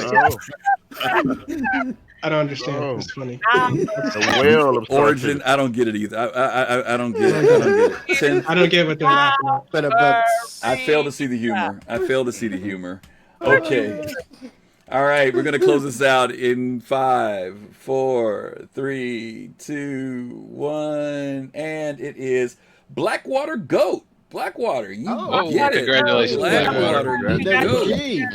017. Blackwater Goat. In the chat so we can Isn't know. Blackwater Goat 10th's alias? It's a second account. Busted. Blackwater Busted Goat. Yes. Don't forget, please send me an email at soulcitizens@gmail.com with your RSI name and your RSI email address. And please let us know which ship it is that you would like to get. Fastcart just put the numbers in for us. Yes. So the total amount of, is it the total at the top, Fastcart? Oh, that's the second. Oh. Yeah. So Whoa. remember, I'm just giving away a 100i series, but 100i, they okay. also get the paint pack, so they can color wow. one of the 3 packs. So Whoa. Say that again? I said, I'm just giving away a 100i, but Okay. it also comes with the paint pack. Oh, the 100i with the paint pack. Got you. Okay, got you. And the other one, the Nice. second, and this, was yours the first one? Mine is the first one? Who's the first one? Yours the first one. Mine was the first one? Okay. You're giving away their choice, So, okay. right? I'm just giving away the I. All right, so the 100i. second one is the I with the paint pack. Mine was the one of choice, okay? Yeah. Okay, Fastcart, that comes out to how much money altogether? Is that about 600, a little over 600,000, over $500,000 that they made? You can say that. Yeah, 600. It's about 800,000 actually. Wow, okay. They made a lot of money this week, guys. In 3 days. In 3 days, okay? 7,500,000. Yeah. $1 million is what they're about looking at. How many employees? 640, right? Yep, 640 now. Yep. Operating costs. Yep. 750. 5 studios.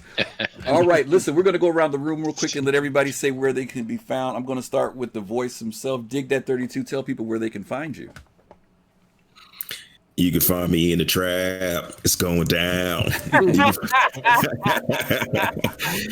YouTube, the usual place, man. Dig that 32. I'm always in there trying to spread a little SC love. I can't wait to get back to some cargo videos so we can all get rich again. But I guess we got a few things to work out first. So just look out for your boy.